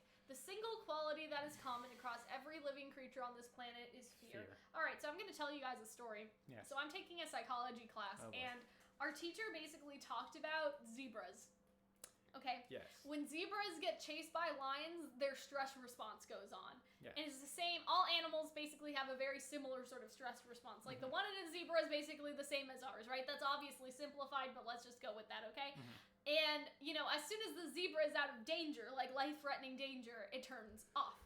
And that's the whole thing. So that's, you know, the concept. And we were sort of talking about this, but the stress response that goes off in zebras when their life is at stake being eaten by a lion is the same stress response that we get at mundane sort of human things. You know what I mean? Like, you know, if we get fired at work or like whatever, you know what I'm saying? Like, if we get a bad grade on a test, if we go through a breakup, it's the same sort of life or death stress response. And we were talking in class about how, you know, stress is really a factor in killing us because our stress response as humans, we're not supposed to feel stressed this much. I had a therapist tell me Theoretically. basically the same thing, that a Right. human can't tell the difference between being attacked by a wolf or like the stress they feel waiting for a test. Exactly. And so it's one of those things where we bottle up so much stress and so much fear. Like a zebra would never understand why Zebras we're so are chill stressed creature. about a RWBY Like, episode, right? What But are we you down so there stressed. so worried? Look at me, I got a big neck. I ain't stressed about nothing. Look at that tree. I can get food from anywhere on that tree. I'm a fucking giraffe. So yeah, I That's feel how I like imagine that's their life being. You know, I feel like that's interesting, especially because Ozpin is talking about fear, and obviously stress is a manifestation of fear, in a sense. You're scared of something, that's why you're stressed out, you know, in whatever case. And so I feel like, I don't know, I thought that was an interesting tidbit of information. I feel like we all gotta chill, or When we're all they're gonna die. We gotta be more early like deaths, giraffes. Or zebras, or whatever. Any other animal, like this, you know, zebras don't get stressed about their taxes, alright? Instead of telling you to like telling someone to calm down, tell someone to giraffe out. So Ruby's obviously, yeah, so Cinder just yeets herself Yeet, out. yeah, she just fucking. I love how you don't even show that. There's just a burned hole. I don't care So if you I have love a this black scene. eye. You're Okay, still And beautiful. you know why I love this scene? Because Yes. it's the epitome of at least your sister is alive to yell at you. Like, you know those scenes where it's sort of like, oh, you know, so-and-so, what were you thinking doing that? And, like, at least your mom's alive for her to yell at you, right? I don't remember. There was another scene in RWBY that I think was like that. Now I can't remember. Or a different. I think we saw it together. Yeah. I don't know what scene that was. Cinder's eyes are not yellow, guys. They're basically yellow, okay? They're like they're a They're variety. not They're like an yellow, amber. they're They're like a darker Just kind like, of guys, yellow. They're basically, it's the same concept. The eye color is just a very bright version. Like, Penny's eyes are turquoise, but it comes out as green. Like, I'm pretty sure it's like. But yeah, so it's sort of like, you're glad that your sister is alive, even if she's yelling at you. You know what I mean? Because Yes. it's like, yeah, like Winter, you know, it's better for Winter to be like, what did you do? Not even a hi, Weiss. Like, how's it going, Weiss? You know, are you okay, Weiss? She's like immediately scalding Weiss. And I feel like that's such a powerful moment because it's that sister thing. I'm so lucky that you're alive so you can yell at me. I'm so glad that you're It's also alive to yell at me. interesting and stuff that like she now has a facial scar. It almost is like being yeah. aware, I mean, or I like. don't know if that'll scar per se. Like, Is who it? knows if that's And maybe she has a scar coming up, but I like the idea of like the motif of Schnee children getting facial scars when they realized that Daddy was full of shit. Because it's very Elsa, if that makes sense. But at the same time, like my only problem with RWBY sometimes is how hair just comes. It's in the animation pieces. style. Does that make sense? I know Yeah. that, but like I don't know. Also, it would be, you mentioned Moana. Pixar has a bigger budget. I know. I'm than just RWBY. like, wouldn't that be the dream to have like Moana hair on every character, or like Elsa hair? Because I think it is very Elsa. Like looking at it, like that's the first thing everyone said. This is Elsa with her hair down, right? But yeah, I yes. just sometimes I hate how like it feels like such plastic pieces. I feel like they've been getting better at that this volume. So yeah, I feel like that's been good. People also commented that like I don't know, Weiss's braid looked like plastic white sausages. Free flowing, yeah, or like the Italian cookies that I've shown you before, the ones that twist. We have some over there, but they aren't like the same like braiding ones or whatever. It's funny then that as common as fear is, we so easily underestimate its power. Into it being used as a weapon. Thank you for the 25 SEK. SEK. What currency is SEK? Thank you for, I'm guessing like 25 cents. Imagine, no. Thank you for the 25 something. Winter looked so hot and beautiful in that scene. Yeah, I think that it's great. Like, I think that she looks really nice, like, in that scene. I think that I want someone to draw art with her hair down where she's not all bruised. Let's just put it that way. Oh, it's the Swedish Corona. So how much is it? How many were you? How many was 25.00.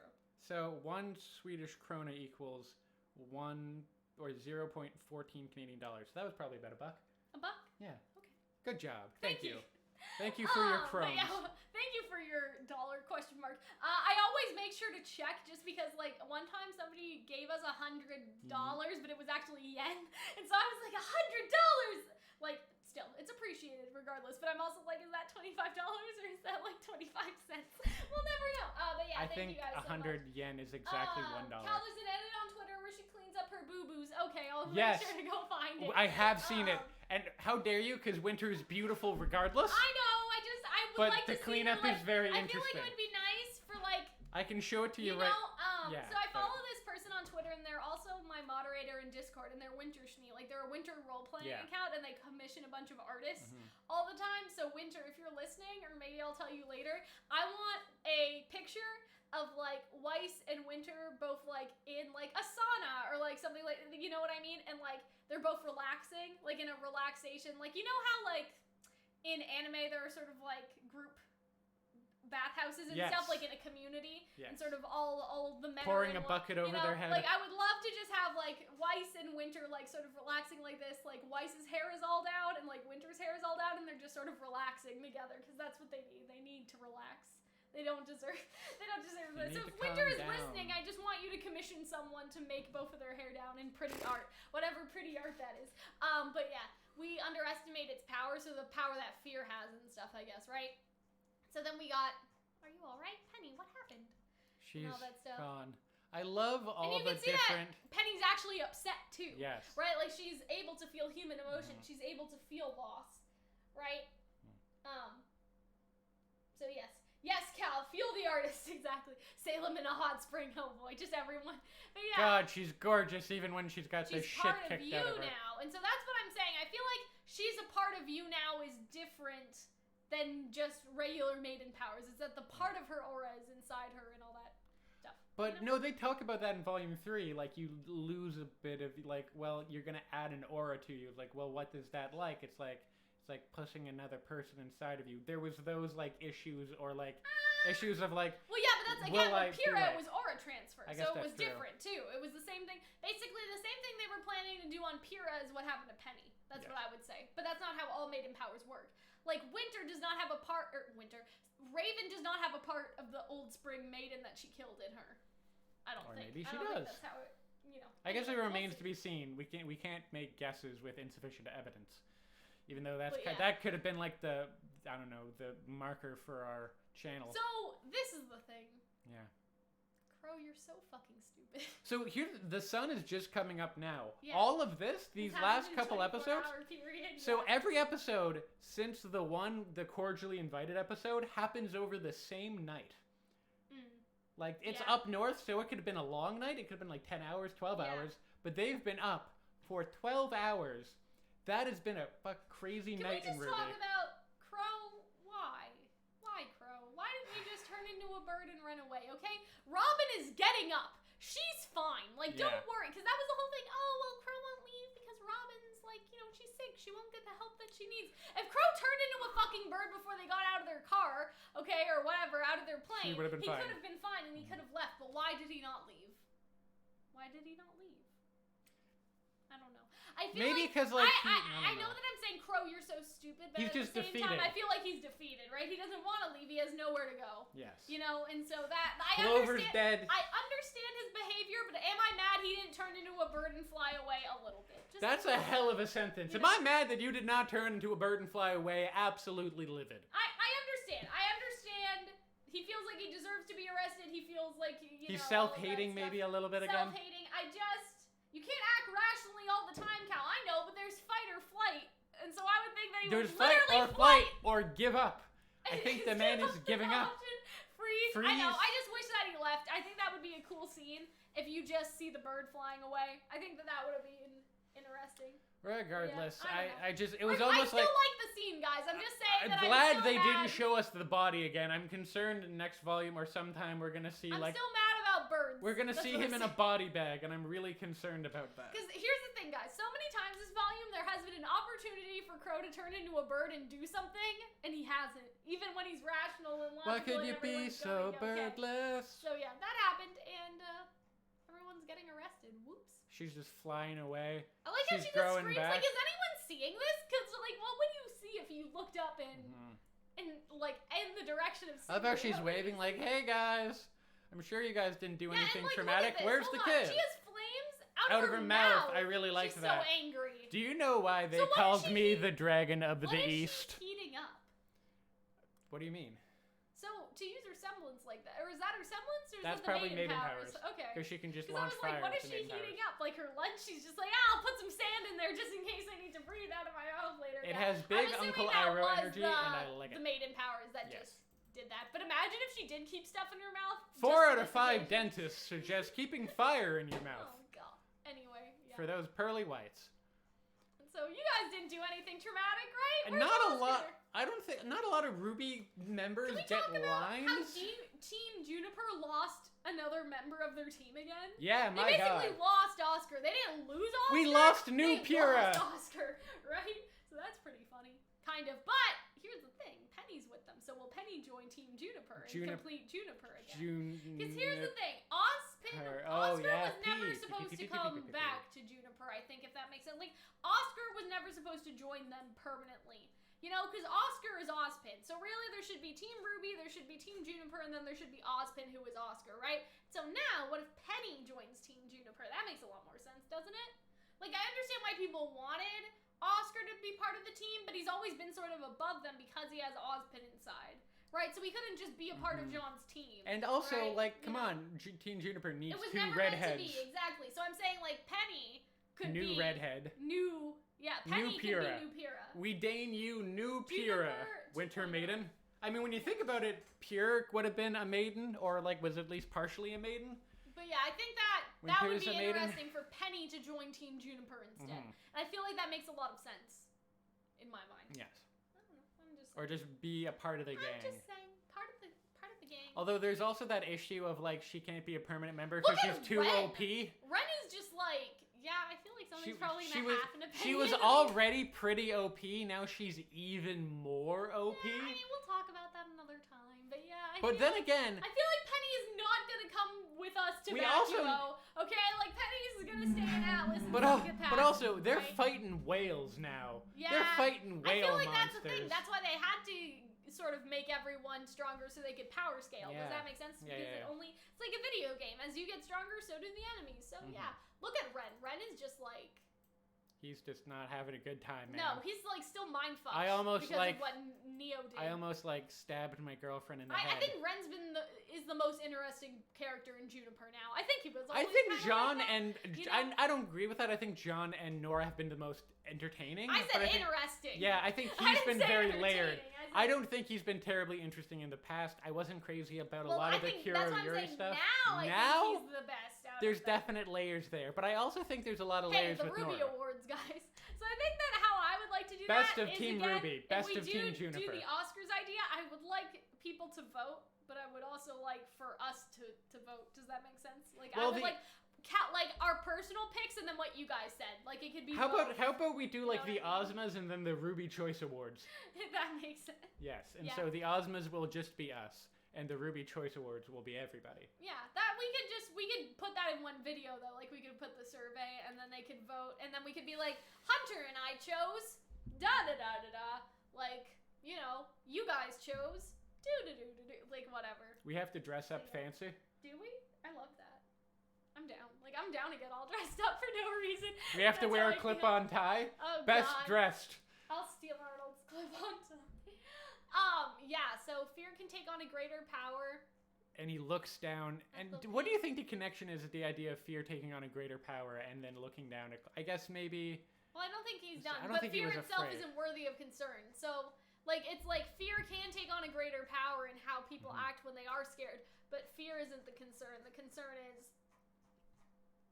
is it who we become when it's in its clutches? I feel like that's a connection. Yes. It's not just fear itself, it's who you Do you think decide maybe to become. Clover became fear? Do you think he's worried Crow becomes fear? I feel like the reason why they look at Crow and Robin is because Robin is saying, don't worry, Crow, it isn't your fault. Like, I believe you, I know you didn't do it. So that's the difference of who we become, is that right now, Robin and Crow are not becoming something because of their fear, because of what happened. They are sort of supporting each other still.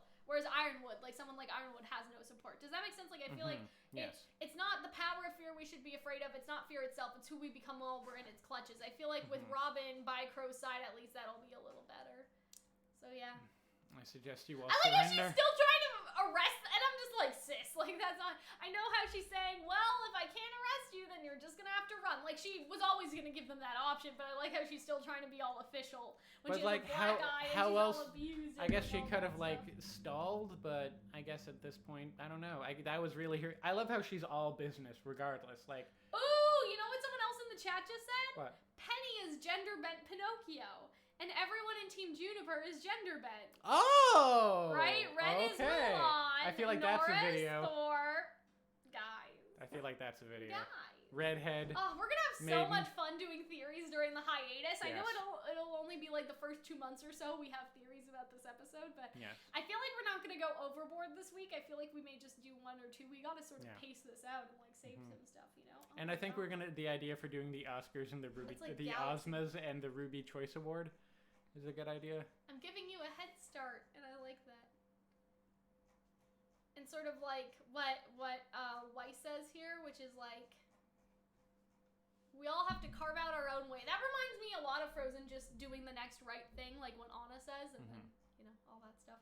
Then there's the hole, the conveniently placed hole. I like how Yang just looks. Wow, that's a conveniently placed hole. Come on, guys. You know how Yang, like that meme with the pizza and the pizza's on fire or something, or everything's on fire? Yes. Like, I feel like Yang's the pizza guy, and then there's just a dead old lady. The community, and yeah. And all of that stuff. Weiss's sister got the shit kicked out of her with her hair down in the corner. So, yeah. Oscar's Ozpin, Wizard of Oz, Dorothy. I mean, we don't know what Theodore is supposed to be based off of exactly. I mean, it's sort of like Ozpin is the Wizard of Oz. People think that Oscar has stuff inspired by Dorothy because it's like he lived on a farm with his aunt. But people forget, like, in the Wizard of Oz, the wizard was like a normal dude, like that kind of was impoverished, and then he went to Oz, and then he was a became swindler. The king. He's sort of a swindler and stuff like that. I thought Theodore was supposed to be the other Wicked Witch. Like, sis, we literally don't know anything about this man. And I hate that he's a man, by the way, but we'll talk about that some other day. Like, why? Why did they have to make him a guy if he's supposed to be based off of the witch? Or Dorothy or something? I guess because I guess they didn't gender bend anyone else, so. Weird that they do gender bent the one that would be, and it's supposed to be an equal society, so it would make sense that at least a couple of the masters would be women. But yeah, would be women. None of them are. And people are like, "What about Glinda?" And I'm like, "Go fuck yourself. Let's not talk about Glinda. She's a Glinda's teacher. Nothing. She's the current one, but like. Who cares about Glinda? She's not really present. Yeah, that's what I mean. You know, I mean, fine. She's only there. She's only because the man died. Osmond's not in charge. Anyway, we talk about that a lot. And like, who's gonna run the school? Oobleck or Port? Like, they're kind of useless. Anyway, and so I like how Ozpin is saying, like, who will you be when you are scared? Will you be proud of that person? And it's also Penny gets up and she realized that she doesn't want to be part of them. Framing of each scene, like Ozpin's lines overlaying what each the idea of that you have to cut your own past. The idea of her, what we talked about briefly before about the similarities between Penny and Mantle Crow and is the scarecrow, guys. Winter and Atlas. The idea that she now has the facial scar, just like Weiss got when she was freed from her grasp. That line of like you need to choose your own destiny. I think Winter's escaping Ironwood. Penny is sure. Mm-hmm. Penny is sure that she can be proud of who she is and she goes with RWBY, but with Winter, that's a question to ponder, right? Can I be proud of who I am when I am scared? I feel like that Ironwood's question is in Winter's mind, and Winter is thinking about it in this moment, right? Because you can see the sort of look she has on her face, like she's surprised that Penny is leaving, and then she thinks about her own place here. Yes. I feel like that our theory about Winter becoming the headmaster and sort of getting rid of James will be true. That she will break away from Ironwood and try to lead Atlas on her own, and that Ironwood has sort of gone rogue. And so I feel like, again, Ironwood's like here, Winter is gonna be more like here. You know what I mean? Do you think she might also join the gang after? Like, I don't know. I feel like she is going to sort of either get Ironwood to like listen, or she's going to be like, well, fuck you, I guess I'm in charge now. That will be her carving her own path. Because we had this whole theory, like, if Ironwood dies, I think Winter would be the next in line. Like, Winter or Clover. Clover's dead, so it's basically just Winter now. I think that would be really good if Winter does become the headmaster. So, yeah. Yes, I think that would be good. I think also the idea of her becoming. And so, will you forgive them? I thought that was a nice line. Like, also, look can at we this, talk the about OT3? Hello, I love nuts them. and dolts and. That's gonna be a shipping video. What's the 3? Oh God, it's like, oh God, it's dolt. It's kind of similar to nuts and dolts, but it's not. It's like nuts and oh God, no. You know what I would kind of call this? Yes. Like I feel like Weiss and Penny should be liquid cooling. Because liquid cooling is what you have in a computer, and then Weiss is like the liquid, because she's the cold, okay. You know, all that stuff, but I don't know about their thruple. Yeah. Cold steel, someone say. I don't know. Cold steel, that makes a certain again. Yeah. I mean, there may not be an Atlas Academy next fall. That's my guess is that it's gonna be totally Crow and destroyed. Raven are human and mutant, yeah, but Crow's also the Scarecrow. Like, they've confirmed that he's the Scarecrow. He's supposed to be the Scarecrow. It's all like that. Okay, so Ironwood lost his heart. Not Theodore, sorry. Ironwood lost his heart. Lionheart lost his courage. Yeah. And then Crow lost his brain. That's supposed to be the whole thing, is that Crow, lost his, Yes, I can't find it, so I haven't looked at the official spreadsheet. I also like the idea that if there is no Atlas, that Winter joins the gang. It's like, hello, new Crow. We need a new grumpy person to... Oh, boy. But yeah, I feel like that she will sort of try to lead Atlas into tomorrow or something. I don't know. But yeah, I mean, Theodore has withdrawn from, Ozpin's group for, years. Years before the show started, they say. We haven't been able to contact Theodore for years. He went rogue. So I think that Theodore is probably the most fine out of everyone, because Theodore sort of ditched everyone. But if Theodore that's the interesting thing is, when you think about the Wizard of Oz, Dorothy is the character that brings them all together, but instead of bringing everyone together, Theodore runs away. So we had a theory about Theodore or someone would want to launch an attack on Dragon Isle. So maybe that's Theo. Maybe Theo wants to launch an attack on the Dragon Island where they believe or where Salem exists. Maybe. Which, I mean, do they really need to? He's like, my daughter has friends. Isn't that nice? And then this sort of line goes into Cinder. Well, you understand why they felt the need to do the things they did. We do understand why Cinder feels the need, because Cinder is sort of powerless. And eventually will. Do you think they're ever gonna show us her backstory? Yeah, I think in Volume 8. Or do you think it's just always gonna be you can guess? Because to an extent, I like the you can guess. I feel like people have complained too much and they've taken the criticism. People have been too upset over not getting Cinder's back. Does that make sense? You know what I mean? Again, they don't bend to the fans every whim, but at the same time, they know the criticism about Cinder. Yes. Right? They know the criticism about Cinder. They know how much people are sort of we, at this point, I'm not invested in Cinder anymore. If they don't give us her backstory, I'm done. Right? And I feel like this scene has also renewed interest in Cinder, or at least I feel like this was one of the best Cinder scenes. It doesn't even need to be a flashback. Even if she just talks about it, it would be fun. So yeah, I feel like I agree with you, Hunter, but I feel like that this should hold people for a while. Yes. I think that this was a really good scene, especially this sort of area. Can we also talk about how every RWBY finale ends with narration? I really like that. I really like that. Did Volume 6? No, Volume 6 didn't end, but Volume 4 ended with narration. Did Volume 5 end with narration? Can we talk about this too? Alright, maybe I'm lying. Yeah, how she's that even seems sarcastic as well. It's Madame. But then she takes it. She just snatches it, and look at her face. And then Neo, she looks kind of upset. And then she looks angry. right there. She's like, not even a thank you, you bitch, right? I wonder why she has that face. I feel like she wants to use it. I don't know. Or that, like, no thank you or anything like Yeah, that. I don't know. I think it's like, I I thought feel you were new Roman, but Roman was nicer to me. Yeah, I feel like You deserve don't better, appreciate Neo. me, Cinder. I don't know. Because we thought that, or at least my theory for the end credit that never happened, boy were we wrong, Right. was that she was going to ask the She relic. can still do that in the future, okay? Let's hold on I'm to thinking that. that might happen to the future, but that's what was going to cause her to be angry at Cinder. I did not think it was going to be this. Message coming from a contact that is marked all communication you have classified. And so, will you It's understand gone. the reasons why they did it, or will a person staring back at you be the very thing you should have feared from the start? And so that fits in with, Oscar saying, you're just as bad as Salem. And so that scene is overlaid on Ironwood. Yeah, And you can see he how has angry turned he to is. that villain. He can't do anything He now. became a dictator, but yeah. But, what if next season he's like, well, I can't get the staff, so I guess I'll have to do whatever, we said at the because beginning. here's the thing, right? like, there is gonna be no What gap. if he now pretends like, oh, Atlas, of course I would never leave you guys. I'm back up here and I'm gonna do the thing. Right, so he sort of manipulates people and he never leads anyone to believe he ever thought of abandoning them in the first place. Does that make sense? Yes. Like, he sort of makes everyone think like, oh, well, we always had this plan in place. We're always gonna evacuate everyone to Mantle. Like, what if he does the right thing now because he has no other choice? Mhm. If that makes sense, because what else can he really do? Yeah. Yeah. No, Chomp, that's... Oscar's Genderman, Dorothy thoughts.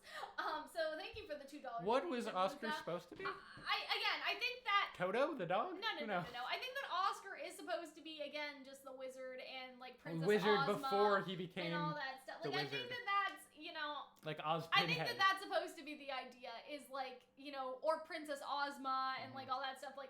The next Oz is, if that makes sense. Like, I feel like that's just what he's supposed to be.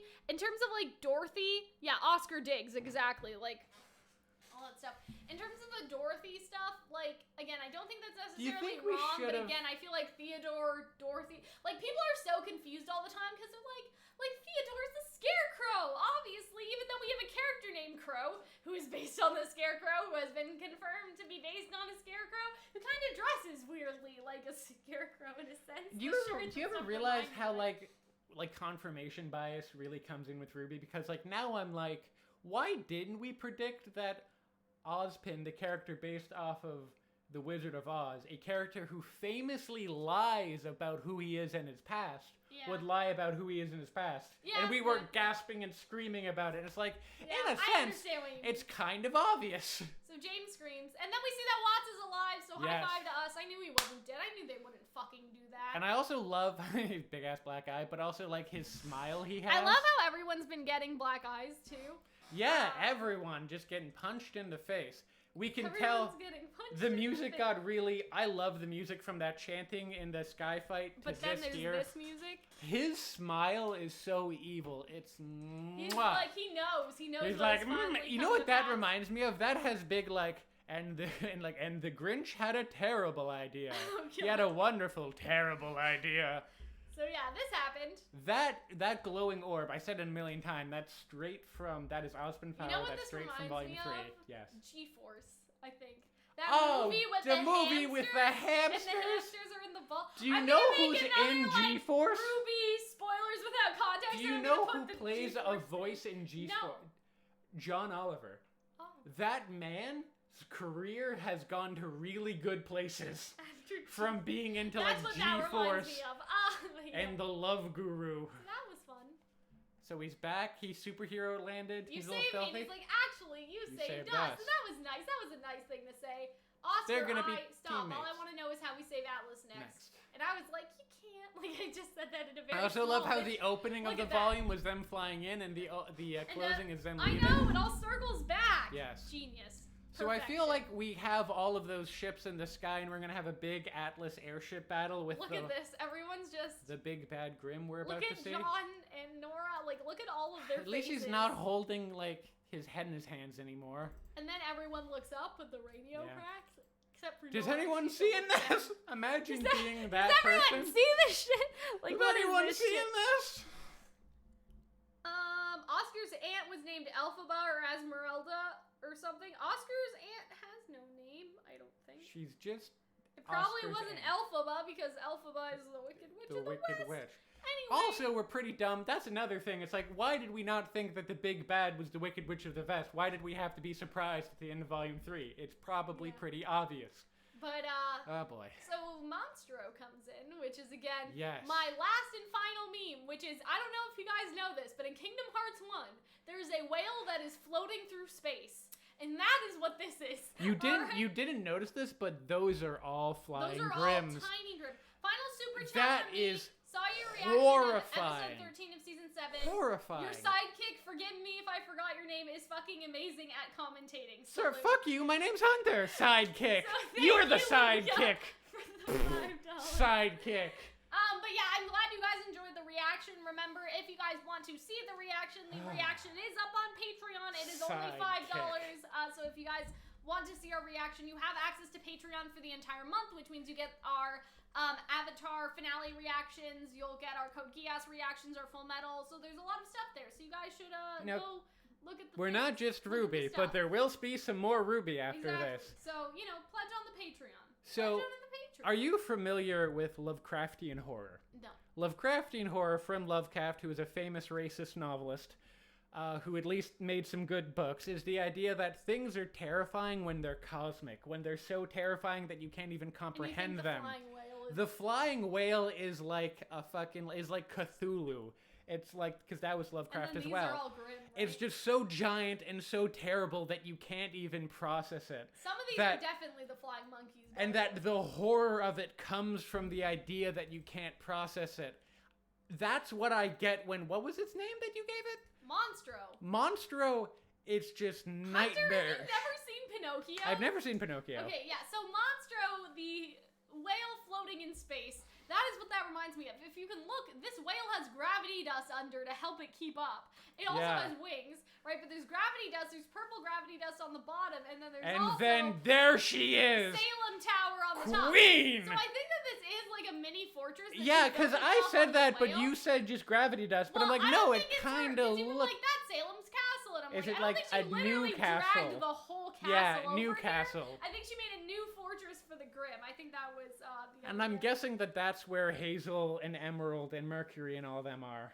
And they're gonna. in the little in the little. And fortress. I'm really looking forward to like Emerald and If I had to coming make back a theory, together. and we will talk about this, if I had to make a theory about next volume, I'm assuming that Team Ruby's airship will get sucked into Monstro, and they'll be in the belly of the whale and have to kill it from the outside. I think there's 'Cause gonna that's be. the whole story, right? Like that's Yeah. the story of Pinocchio. Can we just say Salem's outfit here? Is all right, awesome. she has a cape. She has a Bonies. fucking bones. All right, She has she's those finger things. Everyone has those. She got a titty window. She got the boob. She got the boob window, right? You could you got hints in the padding. You got hints of her new outfit. Part of Yeah. me wants to see her hair down again, at but that. she's so fright. This I was exactly She has right. a little brooch. This So, yeah, reminds me Hunter of was- the end of Volume 3 so much that we turn and we see her in all her beauty and horribleness, Yeah. and that the world is gonna fucking end, and it's Hunter even worse also than said, Volume like, 3. The monkeys are coming. The monkeys are coming. And even in the reaction, Hunter was like, the big thing at the end of Volume 3, and it Yes. isn't. Sorry, the big thing at the end of Volume 6. This is the big thing that she was. But also, I feel like a lot of those look too big to be the flying monkeys. I can't main tell. Character. No, I think they are supposed to be. Like, I don't. Maybe I don't know, because my other belief was that the Baringles were gonna attack. Baringles are big though, right? I guess they are. But Right. like, the Manticores are also really big. I don't know. It remains to Yeah. be seen. But like the fact that they're just starting off, I bet Team Ruby will get swallowed. Like the airship will. and get they're gonna be swallowed. fighting in. I think And that they'll there's be on gonna the be. inside of the Grimm. I feel like that. I would think be there's crazy gonna battle. be a massive like maybe Atlas has like protection systems and like Atlas is That's gonna not gonna fight work. back. This I can't. think the whole Atlas military is gonna be a They've massive never even fight. seen this many Grimm before. Like this is just not gonna go well. Because this could go either way. This could go like there could be a that's was it. us. Because yeah, that's the That that's was what the it. thumbnail will probably be. But with this, there's really two ways to do it. One, you do it so that either they're in hiding in the underground and Salem's searching for them, which I think she has too much manpower and that's not reasonable. And they try to play it out like over a course of a couple weeks, like they do with most volumes. What I think is more accurate is there's the idea of like all of the next volume happening over like a day or like 2 days or a couple of hours. Yeah. So it's an immediate, and it's a whole season in a short amount of time, because like they can't escape because it's going to take place in Atlas. And we also know, and they can't really hide. So it would be interesting if like, we won't kill you if you hand us over Team RWBY, and like they're gonna have to fight off all the other huntsmen that like now want to kill them because they just want to be spared. Yeah, Maybe... I wonder if Salem will weirdly work with James, but I feel like she doesn't want to. She's literally riding in on a big whale. Like, she's here to destroy. She's not here to be like, oh, well, if you give us Team RWBY, we'll leave you alone. Like, no, she's like, you had your chance. You had your chance to give me the relic. I told you, James, if you gave me both of the relics, I would leave you alone. But guess the fuck what? You didn't listen, so there's no more negotiating. Now I have a whale. Time, She's also able to cause a storm, which is interesting. I think that storm is like the Grim Crackle, too. Like, I think Maybe, it's just the Grim electrocuted. Like, I don't know. It's just... Is there also Grim on the ground, too? Is it all flying? This is all dust, so I feel like the dust is somehow... with the affecting air, if that makes sense, affecting I guess the if it's gravity, it would cause like a low pressure, a high pressure wave. Could so that would be like that would be cool. It would fuck the weather. Came in with some lightning. I mean, she's magical. She could do that magic. Exactly. I think the idea of, I don't know. Also, just the whole sky filling up is cool, but also the ground going black with Grim would be terrifying. There's never been this many. There's never been, like, when Y'all Beacon so fell, much. there's never... That's why I think the next volume really needs to be over the course of a couple hours, because it's just going to be so snappy. I really, like, this is shocking. I think they are going to get swallowed by the Grim, and then they could try to work it down from the inside. I don't think we're going to win this one, fellas. I don't think we're going to win this one. I think we're going to be slinking off sadly by ourselves. Maybe they we talked about crashing the Vital. Maybe they beat the giant Grim Whale by crashing the Vital Festival into the... Vital Festival is kind of pointy. Like the building. Yeah, you could impale it. You know? Watts is still alive. I think... Penny getting hacked is always a possibility if Watts is still alive. There's that. I think that with next volume, it's going to be more like volume 3, where it's like, it was a victory, but it wasn't a total defeat. Rather, it was a victory for Salem, but it wasn't a total defeat for RWBY. Right. I think this is going to be a lot worse. Like... Do you think this might be them split up again? Do you think it I don't know. Because at this point, more, right? Like, at this point, anything's possible. I feel like we can do more predictions and stuff in the future, but I feel yeah. like this is just our analysis of the episode. For what happens next, I feel like we're going to be thinking about this for like the whole next week. And is there anything the chat is saying that they would like us to talk about before we sort of finish? Don't bring up the hacked Penny, please. Don't worry, we won't. I don't think they're going to hack Penny again, unless Watts really wants to ruin they it. didn't hack her the first time. They can still do it. And then she would have her robot powers and maiden powers and kill people. Imagine if awkward. Atlas fell in like the first episode of Volume 8. Fucked. That would be pretty crazy. I think it could have been that they wanted to cut down on crunch, and that's why they didn't have a post-credit scene. No. That could be a possibility.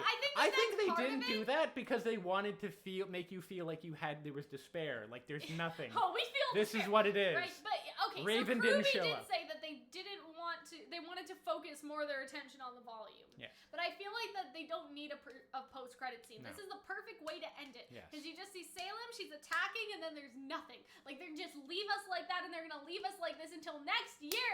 For the next 8 months, we are going to be left on this cliffhanger. And they didn't need and one. I feel like that's masterful. Yeah. I feel like that's why they didn't have a post-credit scene. It would dilute it. Yeah, having this and this be your final memory of this volume. This is the last thing that you saw. This is the last thing that we're going to talk about until next volume or until RTX or what have you. I feel like this is perfect because it ends you off on that sort of despair, right? You know, they make us feel what the characters are feeling when they're going to see Salem sort of fly in like Dark Queen Daenerys. Can we also talk about how, like, I'm going to start a self-help group for my fellow RWBY friends. Salem. Yeah, you tweeted for that attracted before. to Salem because, like, we all have a type. I'm kind of interested because, like, I wonder how difficult this cosplay would be. Just because I know that people have cosplayed as RTX, but you would need body paint. unless you are really pale, right? And you would have to draw all the veins on you again with body paint. Like, it seems like such an intense cosplay. I feel like you could do like even with like eyeliner, even, you think, or like. What do you mean, the veins with the eyeliner? If you had red eyeliner, like red eyeliner, which is an odd thing to but have. you'd have to body paint yourself white. I'm thinking for like this could be a mesh, and so this could be a white mesh if somebody doesn't literally want their titties out. That's what I would do. I would put a mesh over that. Like, you wouldn't pop the girl, or you could do like older Salem if you really, but like for this Salem. I'm just saying for the new costume. Are her sleeves? Are those her sleeves exposed? I don't. Yeah, that could be her shoulders. Yeah, I think those are her shoulders. Oh, I thought those were like bone pads. Yeah, no, I think those are shoulders. I think those are her shoulders. Yeah, so I think it's an off-shoulder sort of dress. Yeah, but cover the titties, guys. It's also interesting that like at the end of Volume 3, we see Salem. Everyone thought she would be pure Mistress of Evil, but in Volume 4 and Volume 5, she's like a sweet old mom. Yeah. She's like, oh, don't be mean to young Salem. She's like, just give me the relic. Yeah. Give me the and so she looks horrifying, but I'm still looking for those like softer moments from Salem because those are the really memorable ones, and those are some of the really horrifying ones. But sweet baby let Jane. Me just take the chat. This has been an excellent volume. It has been. I've said this a billion times. I was worried that they wouldn't be able to keep up Volume 6's quality. They have. I think adding the new people were suspicious about about Eddie Rivas and the new other writer. I forget the Eddie's woman as so well. Great, though. Like the new writers, Kersey. Yeah, they've done an amazing job. It was so excellent. Great. And it's all the little things too, like Weiss dropping the body and making Weiss sort of the target of all these little visual gags. I don't know, just facial expression, like just all the little things and all the little what lines they did with Crow, what they did with Team Juniper, they build up. What they did with the Aesops, what they did with Ironwood, all the setting. All the small parts add up. That's what I'm trying to say. I think that this volume is better than Volume 6. I would agree. I think this is one of the best volumes of RWBY. Yes. And I say that too because Volume 3 is obviously iconic, but it had some pretty, I don't want to say lame fight scenes, but you had the tournament stuff, which were cool, but at the same time it not was all the tournament stuff was not equal. all important, and not all the tournament stuff was equal. Some of it was just like, well, that was cool, but it was funny. Right? It was fun, but like it never dropped the holy shits. Right. But then again, so RWBY was a different show back then. Yeah, I understand people that. Didn't think that. I think people weren't necessarily as impressed with sort of the Vital festival, like some of the fights, because some of the fights were just like really, like okay. But yeah, the fights have been like excellent the this volume. SNN. Yeah, the sun fight. SN fights and all that fight. stuff. But yeah, 3 was great, but only really at the second half. The second half of 3, but I feel like Volume 7 had consistency all throughout, and that's why I would say that this one wasn't perfect. Wasn't perfect, but definitely the best. Pretty solid. I don't know if I would call I still remember my first real thing that grinded my gears this volume was Cobalt and Ivory's outfits. Do you remember that? Yeah, you were so angry, and I was sitting here like, it's not that bad. And so that's what I was saying. Like, that's my biggest sort of thing. And so, yes, there were problems with this volume, but I think overall, this volume is the best volume. I think RWBY has done amazing work. Again, like, we have specific people we would like to praise, especially, I think, when it comes to Neo. She's so well animated and all that stuff. The additions, Miles and Carrie's did an excellent job. The additions they had, especially with Miles and Carrie having, I feel like personal... you can tell... Crunch has reduced. Yes. And that allegedly, supposedly, maybe Gray being gone has had a positive effect on people. Who knows? Allegedly, possibly, supposedly, alright? We see more. Listen, you can listen, do not bring your Genlock negativity into I'm just happy saying that RWBY I'm just saying that maybe they benefited from, some of the toxic people being allegedly fired. Allegedly toxic people being fired. It was I don't know if it's my favorite, but it's definitely my excellent. favorite for sure. I think it is my favorite, and the videos that we've made, I feel like have been so. I think we've made good ones. I think So I think this is our best volume. I like the new format. I like the streaming. I like keep putting, even if it is longer. I like the maybe overly verbose. I like the screenshot method we take. I like a lot of our theories. I like how accurate we were, but then again, the places where we were wrong, I love that we were wrong. The places where we were so wrong. Like, I mean, every year it's sort of like that, like Hazel being a werewolf. Like, when we're wrong, guys, we're pretty wrong. When we're wrong, listen, when we're right, we predict Jin a year out. When we're wrong, we think Crow and Clover are gonna grow up old and happy together. Yeah. That's the levels we're batting at. So yeah, I hope that you guys enjoyed. Again, you guys can watch our reaction on Patreon. It is only $5, so if that is something that interests you, you get access for the whole month if you just pay the $5 now. for February, all of that sort of stuff. If you guys are, again, interested in our clothes, RWBY FanForge, use code Calxiyn, buy yourself some stuff. Okay, treat yourself. Put that Calxiyn there so they know like who you came from and I believe who is there convinced you to still buy like a things and stuff. coupon going I till think now? until The 4th. the I believe. 4th or the 3rd. So I think do it was both. the 3rd. Put There was Calxiyn a RWBY and then 15 put the RWBY one or something Yes. like that. I don't know if that's still up now, but again, options. There's a bunch of cool merch on the RWBY FanForge, so you guys should check it out. Buy yourself some stuff. Put the Calxiyn code. So Treat yourself. treat yourself. Oh, that's it. I got a message from someone and they were like, Cal, I'm glad that you convinced me to get this Blake merch. Like, you know what I mean? I'm glad I had an excuse because of you. So yeah, I hope that you guys have enjoyed all our analyses. Throughout the entire volume, We had Thank fun you guys so making much them. for joining. Like, we almost had 300 people in here today. Like, it's been the biggest. I expect that next year, now that people know that we do these regularly, and if we could get like a regular time, because we did have some issues with this volume with the computer and the auditions and just bunch of stuff. So I hope that you guys enjoyed. I think next volume is gonna be pretty crazy for us, and so we will still keep doing videos throughout the year. I want to try for at least one RWBY video a week if we can. You know, swing it. I'm not sure. I mean, I think we can do one a week until RTX, and then we'll have a renewed foundation to do one a week.